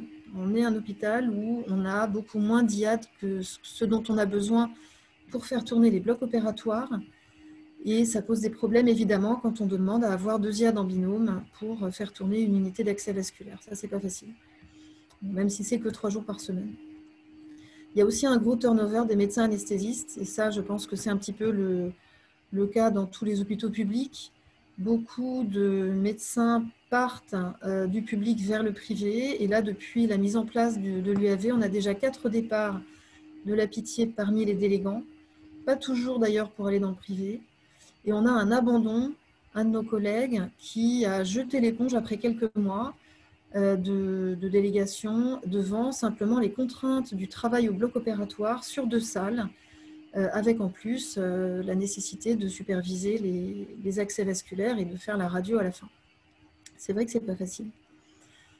La programmation des patients reste encore un sujet un petit peu délicat. On ne sait pas très bien qui va programmer et comment on va faire, mais ça va être, je pense, rapidement résolu, notamment grâce à cet appel à projet donc, qui nous a permis, donc en 2019, d'avoir un financement pour recruter une infirmière à plein temps pendant 1 an.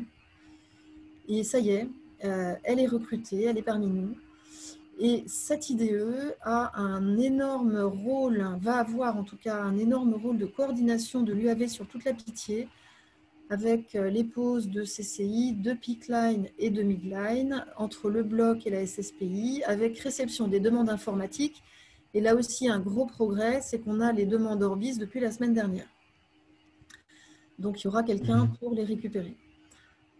Elle programmera éventuellement les patients en bloc opératoire, ce qui permet quand même d'avoir un avis un petit peu plus médical sur les anticoagulants et sur certaines indications. Et elle pourra surtout s'occuper, répondre à la hotline de l'unité d'accès vasculaire. Et je pense qu'on va faire ça à 2, mais je ne serai plus toute seule pour répondre à la hotline. Elle permettra un suivi des indicateurs de qualité que je suis bien en peine de réaliser actuellement. D'autant plus qu'il est très difficile d'avoir un suivi de patients qui sont disséminés dans des services souvent géographiquement éloignés. Et puis surtout, elle va pouvoir s'occuper de la formation des équipes médico-infirmières de l'hôpital. Et là, actuellement, on est très aidé par Bard qui fait de la formation au sein de l'hôpital. Mais il faut aussi que quelqu'un de chez nous s'y mette et je pense que Madame Paune, donc notre IDE coordinatrice, pourra avoir un rôle extrêmement important là-dessus, sur notamment les indications des différents DVLD, le suivi et la façon de faire les pansements. Voilà, je vous remercie de votre attention. Merci beaucoup. Merci beaucoup pour cet exposé très intéressant. On va passer la parole maintenant au Dr Jean-Pierre Fulgencio à Tenon. Merci à lui. Et je suis en plein écran. C'est ça. Parfait. Donc après ce démarrage réussi, moi je suis aussi anesthésiste réanimateur à l'hôpital Tenon.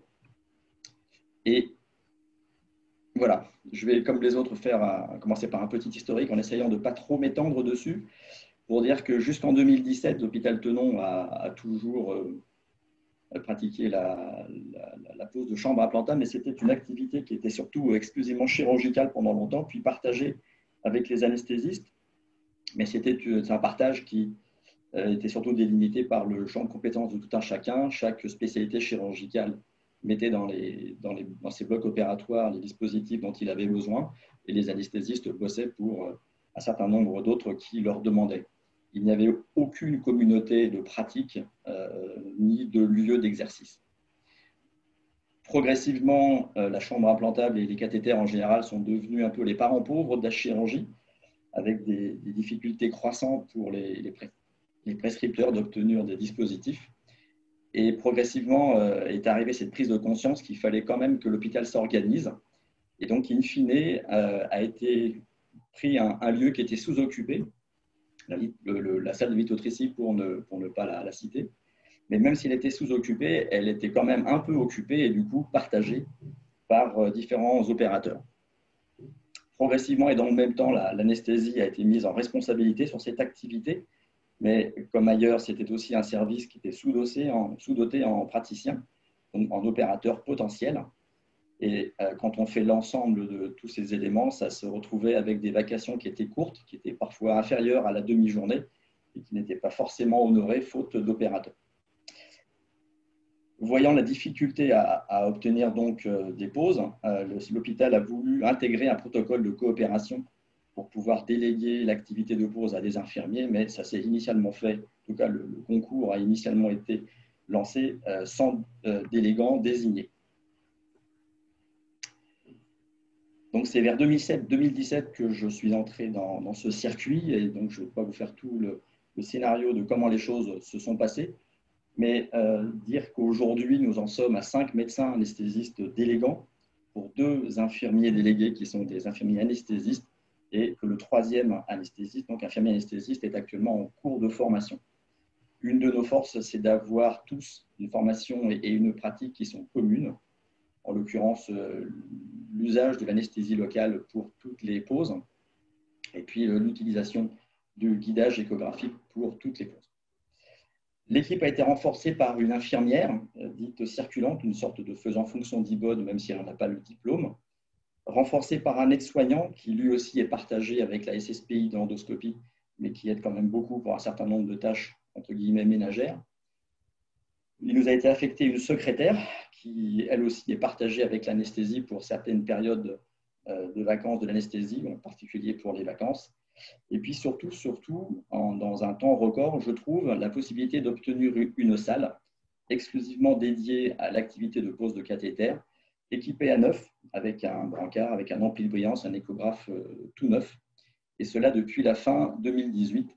Cette salle est l'équivalent d'un bloc pour certaines caractéristiques, mais n'est pas dans le bloc opératoire, et à ce titre est absolument et totalement dédié à notre activité tous les jours de la semaine. Ça avance pas vite. Le résultat de tout ça, c'est qu'entre 2017 et 2020, nous avons une activité de pose qui a été croissante.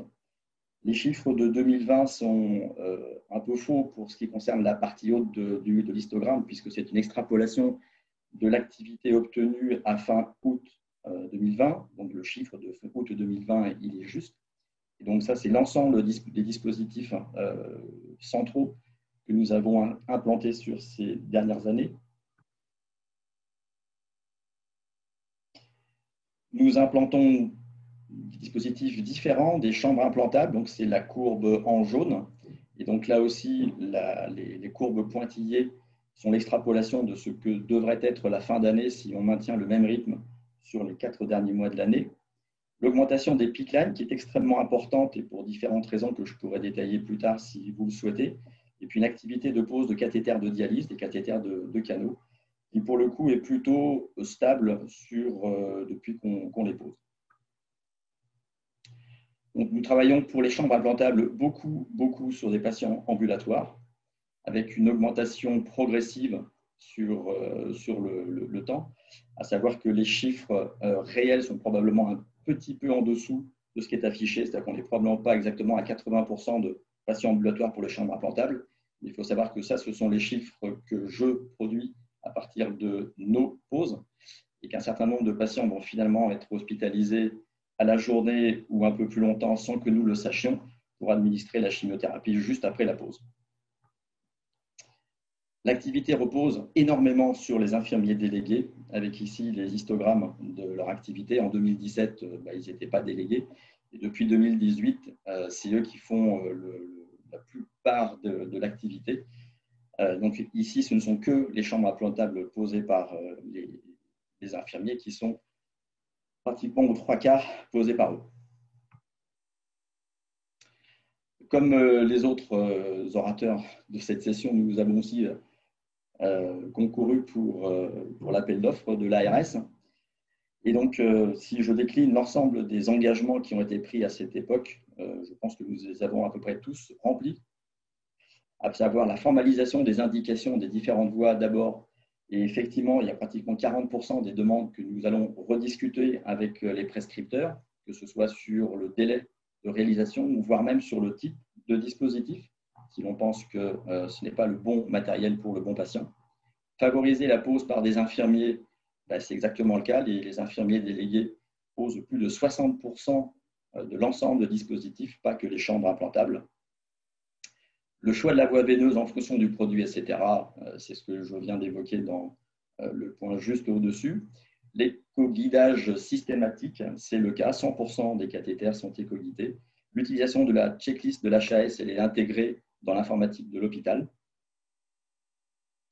La réalisation d'un compte rendu est systématique, informatisé, standardisé et contient la dose d'irradiation, l'identification du dispositif qui va pouvoir être tracé et retrouvé par ailleurs dans le logiciel de l'hôpital, de l'Institut. Le contrôle radiographique, il est fait aujourd'hui grâce à la scopie sur table, ce qui nous permet d'ajuster le dispositif. Et aujourd'hui, on est à peu près à 0% de patients repris pour des cathéters trop courts ou trop longs. Favoriser l'ambulatoire, je vous ai déjà montré que la plupart des chambres implantables sont posées chez les patients ambulatoires, mais 56% de l'ensemble des dispositifs PICC-Line, cathéters tunnelisés, cathéters de dialyse sont aussi posés sur des patients ambulatoires. La possibilité de contact post-opératoire, les patients repartent tous avec un petit document qui leur rappelle les consignes qui leur ont été données oralement en fin de pause, avec un numéro de téléphone pour nous joindre.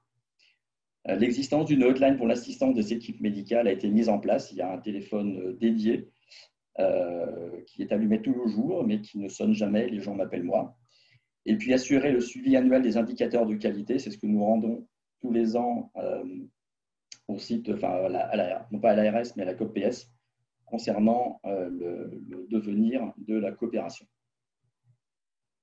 Enfin, pour finir, si je devais mettre en exergue quelques-uns de nos points forts, c'est que nous avons la capacité de mettre tout type de dispositif intraveineux qui soit possible de demander, des chambres implantables, des PICC-Line, des cathéters de dialyse, donc les canaux, des cathéters tunnelisés ou non tunnelisés avec ou sans manchon, et des voies non centrales. Donc on met aussi pas mal de midline, même si on a beaucoup diminué pour des raisons que l'on pourrait développer si vous le souhaitiez. Et puis on est même passé à des jeux d'aiguilles différents, puisque nous mettons des cathéters intrapleuraux pour un certain nombre de services d'oncologie, de tenons, mais pas que de tenons.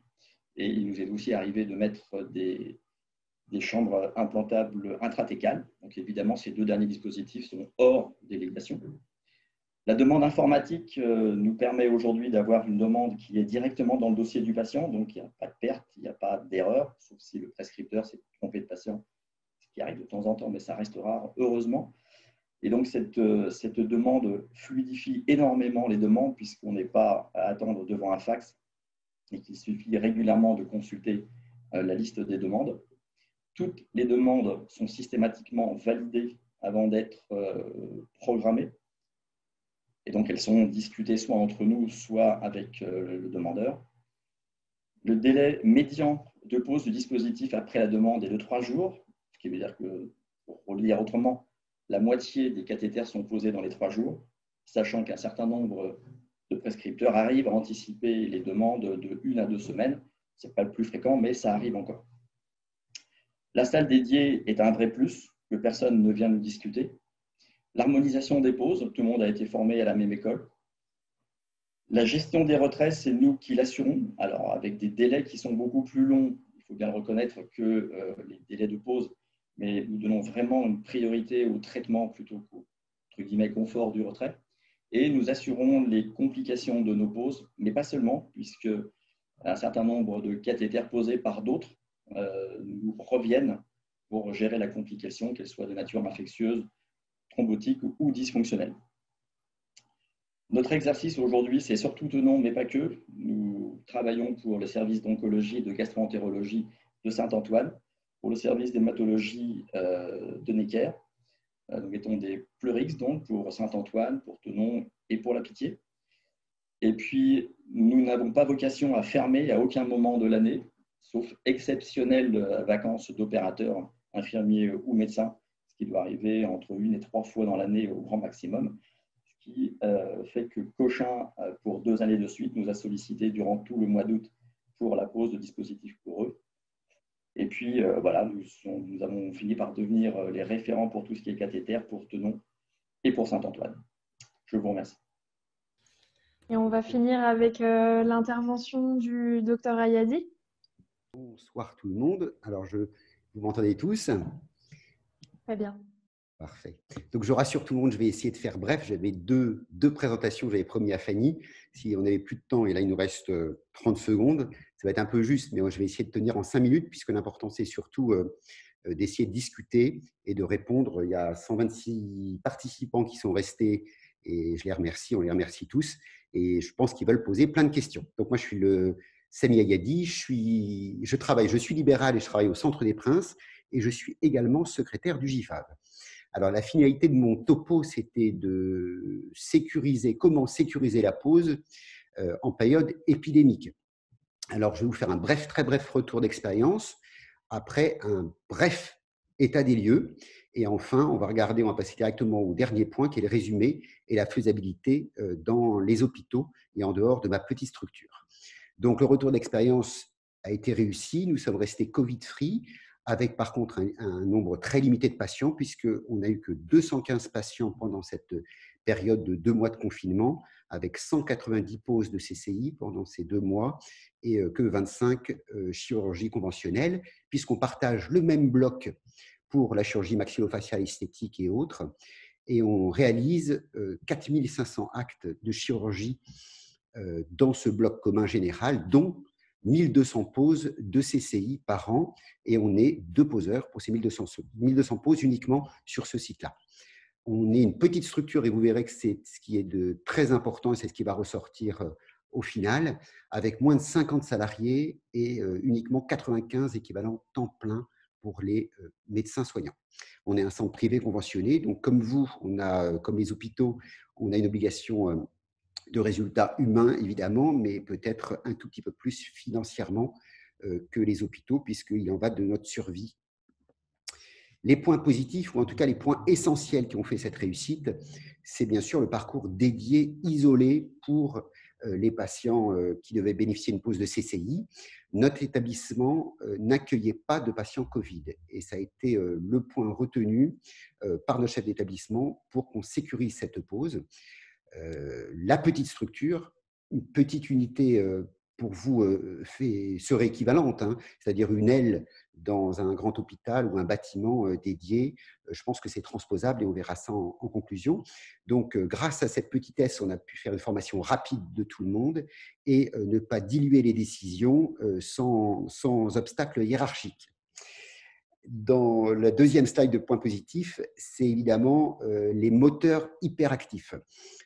Au nombre de 4 dans cette petite structure, 2 médecins anesthésistes, dont le président de CME, donc décisionnaire également, l'hygiéniste incontournable en période épidémique évidemment, et l'attaché de direction qui est également décisionnaire et d'un point de vue matériel et d'un point de vue financier. On a été prêt en 4 jours pour la pause de CCI et en 3 semaines pour la reprise de toute la chirurgie, en sécurisant bien sûr l'ensemble. On a fonctionné donc par mail essentiellement, par Zoom comme ce soir, et on a travaillé donc 7 jours sur 7 avec un minimum de 4 heures par jour, mais c'est pour vous donner un ordre d'idée, mais c'était le minimum de minimum, plus 3 heures de biblio en plus, hein, donc 7 heures au minimum. Je passe sur le reste, le centre de prélèvement. Donc la méthode et les moyens. Donc la méthode, c'était d'essayer de finaliser le parcours et pour le patient et pour le soignant. Pour ça, on a fait un dépistage systématique par RT-PCR entre J-2 et J-5 de l'acte pour tous. Tout entrant avait bien sûr un masque chirurgical tout neuf et puis tout le protocole de décontamination des mains, ce qui fait que le patient comme le soignant n'avait jamais à retirer son masque au sein de l'établissement pour le patient jusqu'à l'apnée et on lui remettait dès qu'il ait retrouvé une VS. Il n'y avait donc pas de collation servie au sein de l'établissement. On remettait un petit cube et le patient l'ouvrait à l'extérieur. Pas d'accompagnant puisqu'on n'a pas eu affaire à des mineurs. On ne faisait que de l'ambulatoire et bien sûr, on a renforcé les équipes de bio-nettoyage. Les points négatifs, alors bien évidemment, il a fallu s'affranchir, ça on connaît tous, des empêcheurs de tourner en rond, c'est-à-dire les monsieur, madame, non pour tout. Donc, tout simplement, en les mettant pas dans la boucle décisionnaire, on leur a juste fait part des décisions finales. Et autre point négatif, c'est bien évidemment le déficit financier pour un établissement privé, c'est très important. On a augmenté bien sûr les dépenses Et on a eu une baisse des recettes, ce qui nous a donné à peu près une baisse de chiffre d'affaires de 1/7, ce qui est colossal pour un établissement privé. Redire les bonnes pratiques. On a été un peu surveillant d'école pour réexpliquer les choses, et notamment que le masque ne se porte pas en Covid. Dernière diapositive, faisabilité dans toutes les structures et dans les structures hospitalières, avec un petit résumé. Faisabilité uniquement, je pense, si on a une grande réactivité et si on a dans l'équipe des décisionnaires. Alors, je voulais vous remercier pour la… Donc une petite structure, mais la petite structure, elle peut être également, comme je vous ai dit, un bâtiment ou une aile, et un noyau dur au sein de ce bâtiment ou de cette aile.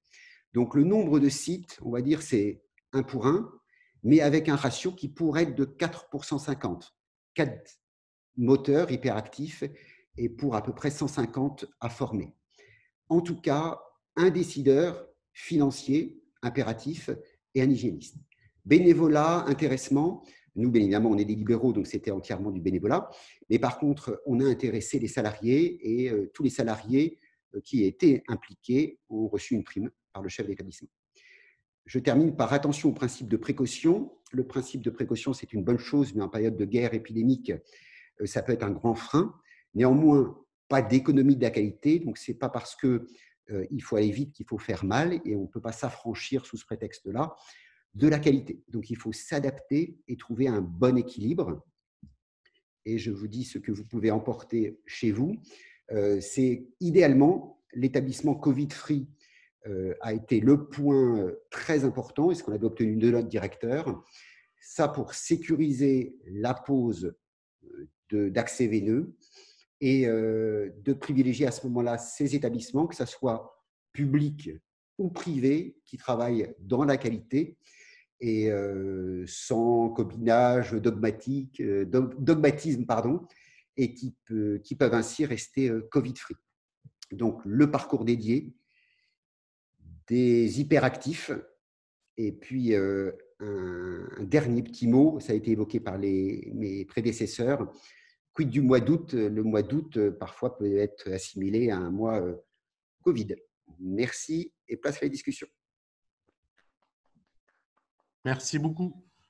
Donc, on voulait vous remercier avec Daniel Simon pour la qualité des interventions et la concision et la clarté des présentations, qui montrent bien que ces appels à projets ont été mis en œuvre et ils semblent parfaitement opérationnels. On a pu observer aussi qu'il y a globalement et en fonction des années une harmonisation des pratiques, quel que soit l'hôpital, que ce soit APER, APHP, on voit bien qu'on tend vers les mêmes pratiques avec des étapes de prise en charge qui sont similaires, et puis l'implication des infirmiers, des infirmières qui est majeure, qui est grandissante, et également le rôle joué par les protocoles de coopération.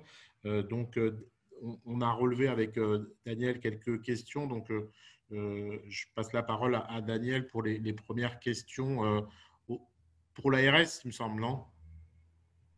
Donc oui, il y a donc 3 types de questions. Donc il y en a une directement pour Madame Reynat et l'hôpital Foch sur la question de l'exclusion des patients mucoviscidoses dans le cadre de ce projet. Est-ce que c'est un critère d'exclusion qu'on retrouve dans les autres projets, ou en quoi ça peut se justifier? Il y a une deuxième.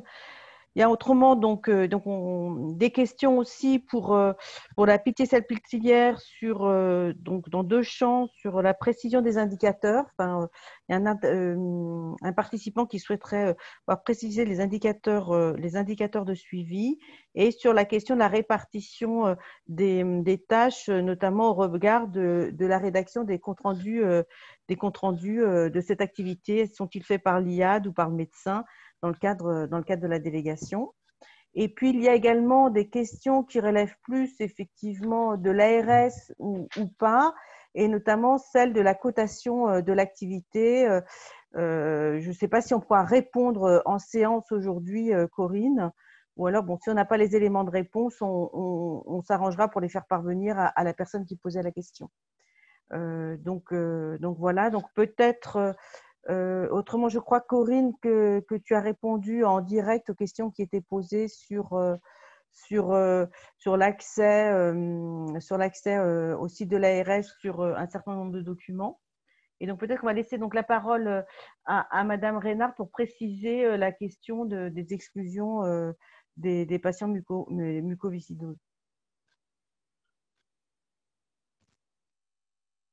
Oui, effectivement, on a pris le parti d'exclure ces patients du protocole de coopération parce que c'est des patients qui ont déjà une histoire médicale un peu compliquée avec des accès veineux remaniés.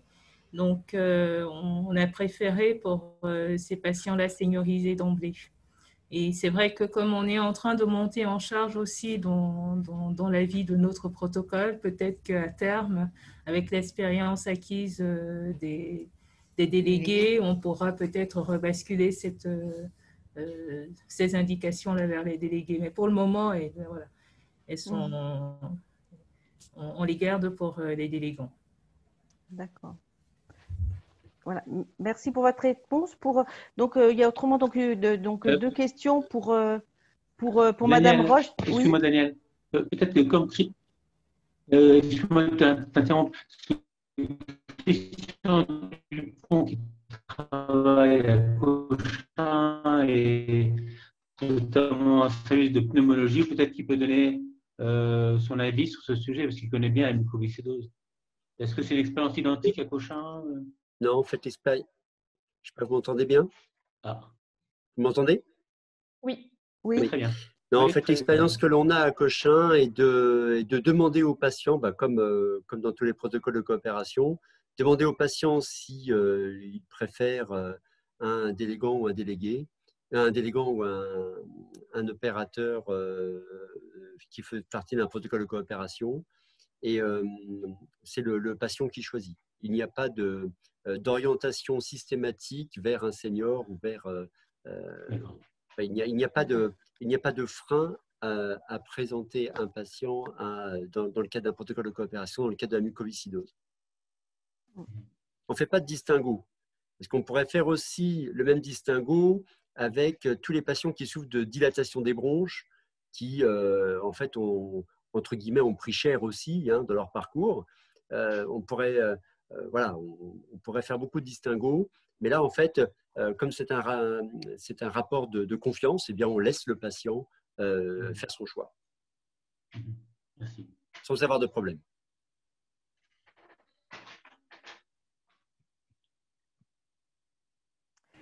Donc, il y a donc maintenant deux petites questions pour Madame Roche à la Pitié. Donc,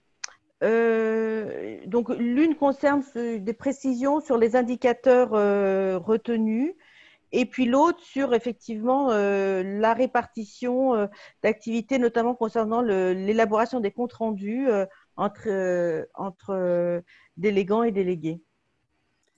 Alors, pour ce qui est des indicateurs de qualité, donc, bon, le principal, à mon avis, qui est quand même l'infection précoce. Donc, on a un suivi systématique à 2 mois de tous les patients pour reprendre en fait l'ensemble du dossier pour essayer d'en sortir toutes les infections de CCI survenues dans le premier mois. Là, je parle vraiment que des CCI.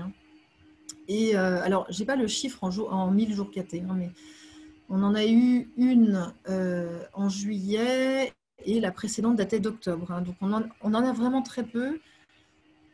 Quand j'avais présenté les résultats au GIFAV, mais c'est il y a maintenant 1 an et demi, je crois qu'on était à 1,5%, quelque chose comme ça.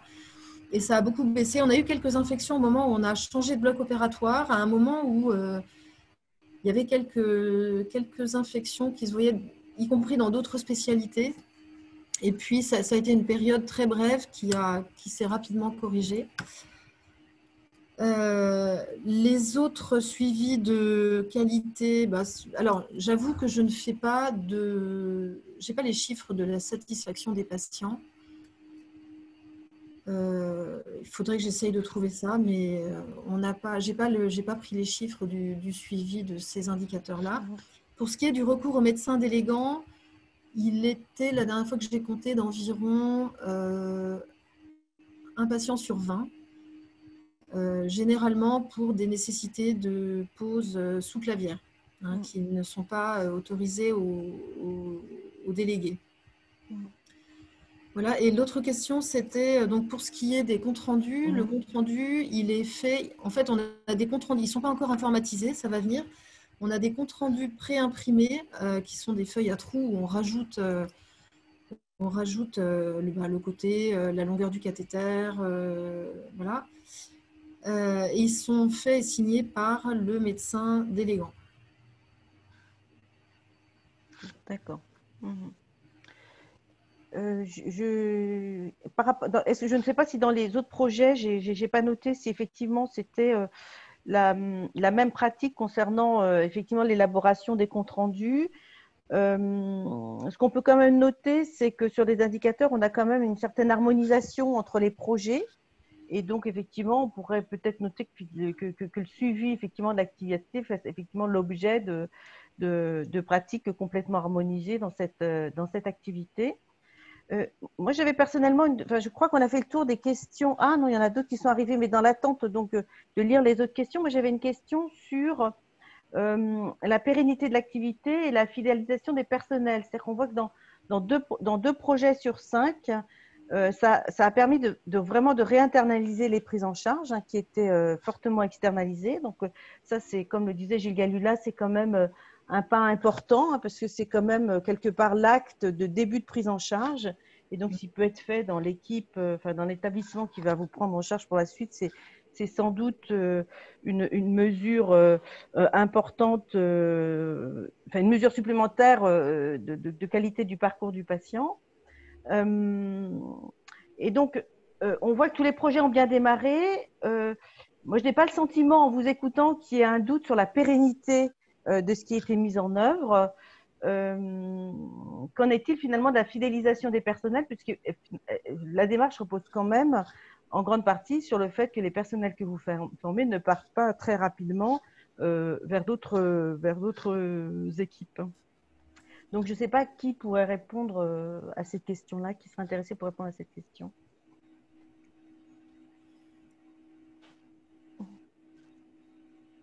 Moi, je peux répondre déjà pour la Pitié. J'ai formé 6 IAD délégués depuis 2016. On a eu un départ à la retraite et on a malheureusement là récemment un départ vers Tenon d'ailleurs, où j'espère qu'elle sera heureuse,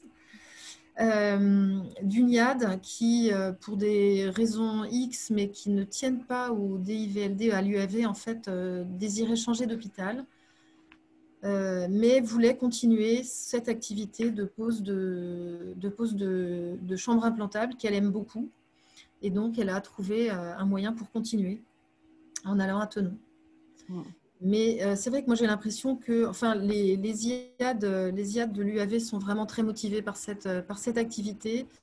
Et oui, je pense que ça peut être un facteur de fidélisation des IAD et aussi d'attraction pour des jeunes qui pourraient venir faire cette activité en plus de leur activité d'infirmier anesthésiste au bloc opératoire.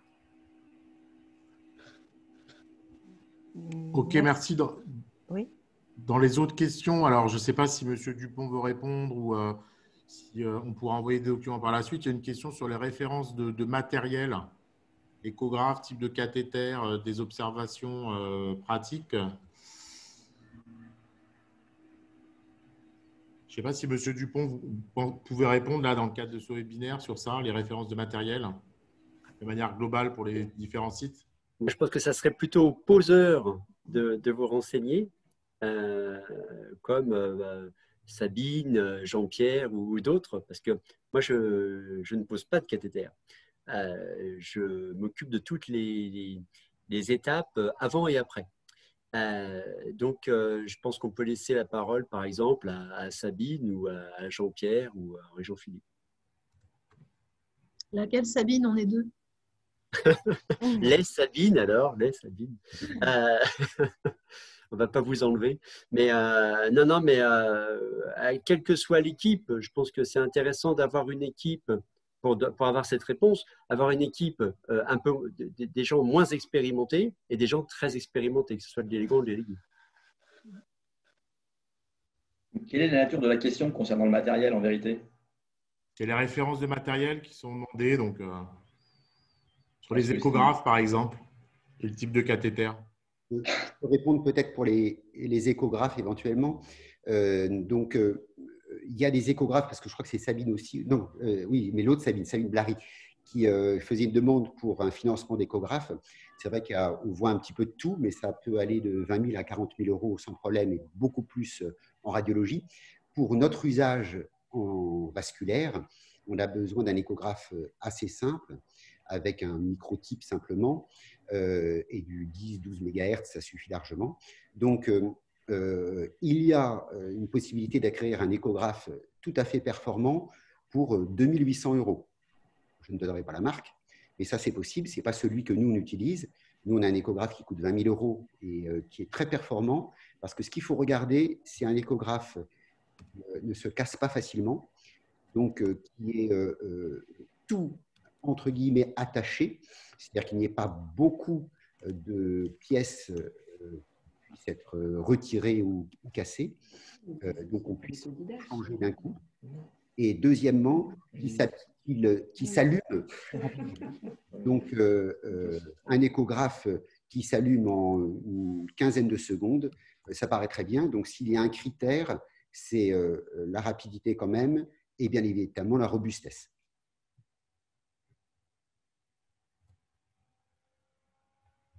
Merci. On a donc une question pour Corinne Slivka sur la délégation. Est-ce qu'un maire, un manip d'électroradiologie pourrait entrer dans un protocole de coopération pour la pose de CCI, ou faut-il forcément que les délégués soient IAD?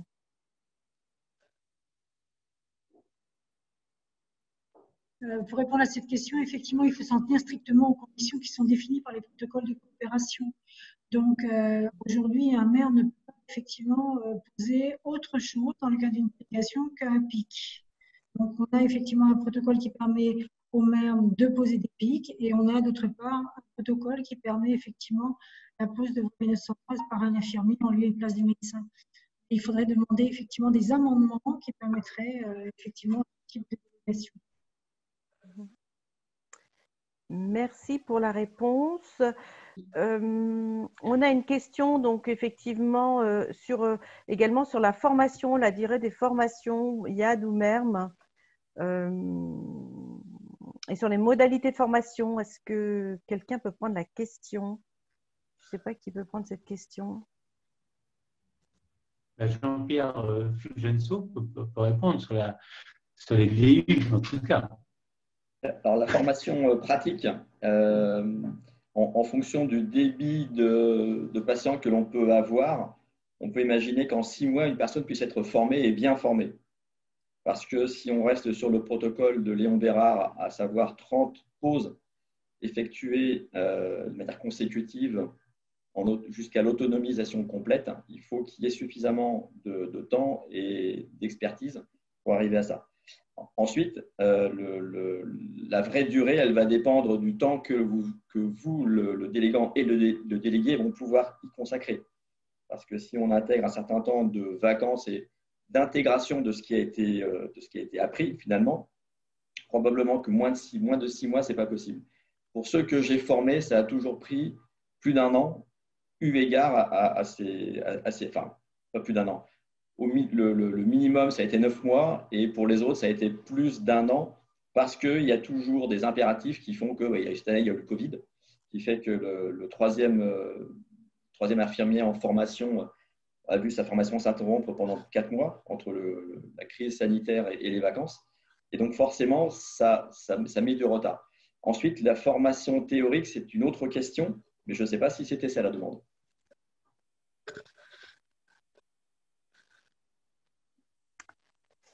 Alors, la question exactement, c'était combien de temps dure la formation des IAD MERM, les deux éléments théorique également. Voilà, c'était les deux en fait.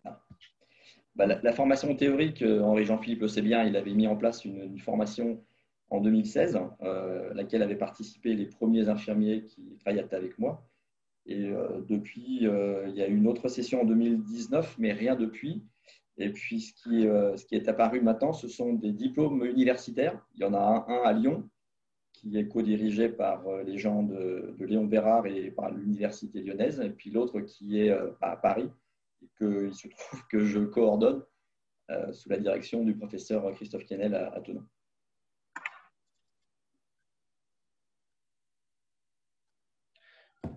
Est-ce que je peux poser une question à Corinne Slika? Oui, oui, bien sûr. Est-ce qu'il y a un espoir, une échéance moyenne, qu'il y ait une évolution dans les protocoles de coopération? Parce qu'on voit par exemple que pour former les exigences pour un manipulateur radio pour poser des pics sont beaucoup plus faibles que pour un infirmier pour poser des pics. Et c'est quand même un peu, c'est dommage. C'est aussi dommage qu'un manipulateur radio qui a une bonne expérience des pics ne puisse pas poser des packs. Et enfin, c'est dommage qu'on ne puisse pas retirer une chambre implantable. Et enfin, pour terminer, ici, il y a beaucoup d'anesthésistes, pour ne pas dire il n'y a que des anesthésistes. C'est dommage qu'un chirurgien qui a parfois une légère expérience de la pose de chambre implantable n'ait pas le droit d'être délégant, quoi. Et là, on s'est aperçu de ça avec l'expérience. Est-ce qu'il y a un espoir qu'il y ait une évolution dans la rédaction des protocoles initiaux qui ont été, je vais le dire, initiés grâce au travail colossal de notre collègue Rosé de Lyon, sans lequel on ne serait peut-être pas là aujourd'hui tous à parler de protocole de coopération, mais depuis, ça bouge très difficilement. Est-ce qu'on peut penser que ça va évoluer quand même?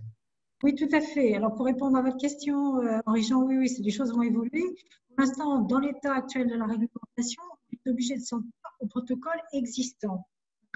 Mais il y a une réelle ouverture à travers effectivement les protocoles locaux qui devraient effectivement arriver avec des expérimentations locales.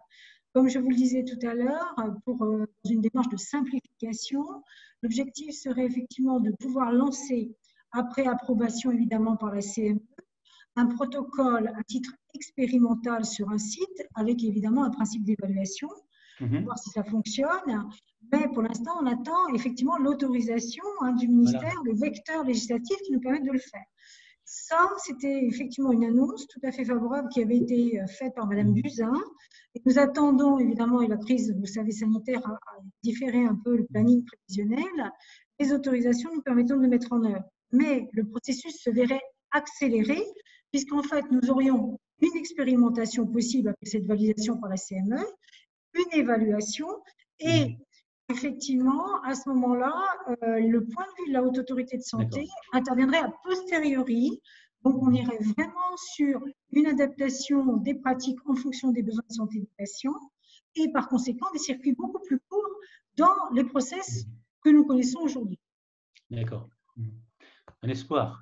Tout à fait, tout à fait. Tout à fait. Et il y a un autre petit sujet, c'est il y a les infirmières de pratique avancée. Est-ce qu'on peut considérer que le protocole de coopération, c'est une première marche vers une IPA ou vous pensez que ça n'a aucun lien? C'est deux choses totalement différentes. Pour faire le lien avec la pratique avancée, on est effectivement sur de la délégation, mais ce sont deux choses différentes. Dans un protocole de coopération, il y a une délégation d'actes, en général un acte technique, une fonction d'acide, une photographie, la pose d'une centrale, ou éventuellement le suivi d'un patient, par exemple un patient diabétique, l'adaptation d'un suivi. On est vraiment sur un champ extrêmement circonscrit. Dans la pratique avancée, on va effectivement être face à une infirmière qui aura développé une compétence élargie, lui permettant le suivi effectivement de patients chroniques stabilisés en lieu et place du médecin. Et cette infirmière-là, elle aura bénéficié effectivement d'une formation universitaire de type Master 2, c'est-à-dire 2 ans de formation en plus de son diplôme d'infirmière en soins généraux, qui vont lui permettre effectivement de prendre en charge des patients qu'un médecin lui aura confiés, d'accord, et dont elle aura le suivi tant que ce patient restera stabilisé. Dès lors qu'effectivement il y a une aggravation clinique du patient ou une alerte par rapport à ses examens biologiques, dans quel cas l'infirmière en pratique avancée va reconfier, si je puis dire, elle va inviter le patient à retourner vers son médecin. Mais effectivement, le traitement, le schéma thérapeutique reste à la main du médecin. D'accord ? Donc, effectivement, ces infirmières en pratique avancée, elles ont effectivement un droit de prescription. elles ont un droit de renouvellement et d'adaptation du traitement, mais le médecin, encore une fois, garde la main sur le schéma thérapeutique. Ok, merci, c'est très clair. On voit au début en fait de tout ce webinaire que la difficulté première, c'est de trouver des poseurs et des poseurs qui répondent à certains critères de qualité. Et sur un territoire comme l'Île-de-France ou un plus grand, est-ce qu'il serait possible, en fait, en partenariat avec les trois organisateurs du webinaire de ce soir, de constituer une sorte d'annuaire, enfin de recenser, en fait, quelles sont les équipes qui posent des abords vasculaires et quel type d'abord vasculaire. Parce que notre difficulté à nous, en fait, par exemple, la période Covid, c'est l'exemple type maintenant, mais on pourrait aussi appeler ça la période du mois d'août ou la période des vacances, c'est de trouver un poseur qui pratiquera de manière sérieuse cette activité, où que soit le patient. Nous, par exemple, dans la mucoviscidose, nous avons des centres, mais c'est comme dans toutes les maladies rares, on a des centres, il y a un maillage national avec des centres dédiés à la lutte et à la prise en charge de cette pathologie, comme la drépano, comme l'hémophilie, etc. Eh bien, quand le patient part en vacances, je ne sais pas moi, en Bretagne, on sait qu'on va pouvoir, si besoin, le confier à nos collègues. Est-ce que, par exemple, on le fait de manière très informelle? L'autre jour, j'avais un patient dans la région vendéenne. On n'allait pas le faire revenir sur Paris pour lui faire poser un pic pour sa cure de 14 jours. On a demandé à un membre que l'on connaît du GIFAV de lui poser son pic. Mais la difficulté, c'est qu'il faut recenser ces personnes et il faut qu'elles répondent à certains critères de qualité. Pour le GIFAV, c'est un peu difficile parce que voilà, ça demande une infrastructure un peu et des données que nous n'avons pas. Mais est-ce qu'à l'avenir, on pourrait imaginer que l'ARS, la chirurgie, nous aide dans ce recensement et dans ce réseau qui pourrait être extrêmement utile? Oui. Moi, je trouve que c'est une très bonne idée parce que là, on voit que vous avez créé finalement, vous voyez, une espèce de réseau d'experts. Et on s'aperçoit que c'est totalement, enfin, c'est pas totalement, mais vous avez créé des modèles. Et moi, j'ai déjà été contacté par d'autres équipes pour me dire est-ce qu'on pourra postuler pour cet appel? Parce que vous l'avez très bien dit en introduction, les uns les autres, les oncologues, finalement, ne connaissez pas trop ce domaine-là. Et vous, enfin, moi, j'en fais partie. Je ne connaissais pas trop bien les oncologues lorsque j'étais poseur. Donc, on s'aperçoit que l'exigence de qualité a été créée finalement progressivement. Et maintenant, à mon sens, les oncologues sont convaincus qu'il faut des voies veineuses de qualité, des équipes qui sont capables de suivre, qui sont capables d'évaluer. Et puis, je suis certain aussi que les infirmières, les infirmiers sont finalement heureux d'avoir cette compétence complémentaire pour ceux qui s'engagent, même si c'est difficile. Hein. Mais moi, tous ceux que j'ai vus travailler dans ce domaine-là, mais c'était assez incroyable. D'abord, ils travaillaient parfaitement. Bon, j'étais un peu jaloux parfois, mais ils faisaient vraiment un très bon travail et on sentait qu'il y avait un épanouissement dans cette nouvelle mission, de cette nouvelle tâche. Donc, je crois que là, aujourd'hui, c'est un réseau qui commence à être créé et je suis tout à fait d'accord avec toi avec le GIFAV et avec la PHP aussi, qui est quand même présent de manière importante, et avec nos collègues du privé. Et puis, Sami Ayadi, lui, il porte un peu le privé et il a un rôle extrêmement important en Île-de-France. On puisse créer un petit groupe pour créer cette cartographie, puis aussi développer cette activité. En tout cas, moi, je suis tout à fait d'accord. Pour conclure, je voulais vous vraiment féliciter d'abord, parce que ce que vous avez fait, ce n'est pas si simple que ça. Et je vois ma petite expérience. Et on voit un peu votre activité qui n'a pas explosé, mais qui a été en grande ascension, en dépit des problèmes qu'il y a eu. Que vous avez saisi finalement le problème du Covid pour se dire le mois d'août, comment on va faire. Et là, c'est des gens qui ont des cancers, donc qui ont des maladies graves, qui ont des mucoviscidoses. Donc, on a une obligation de leur rendre service aussi. Donc, félicitations pour votre travail. et je crains que je vais me retourner vers vous pour que vous soyez des porteurs, des exemples dans le prochain appel à projet. Il y a plein de possibilités et sincèrement, je compte beaucoup sur vous. Donc, merci beaucoup à vous tous.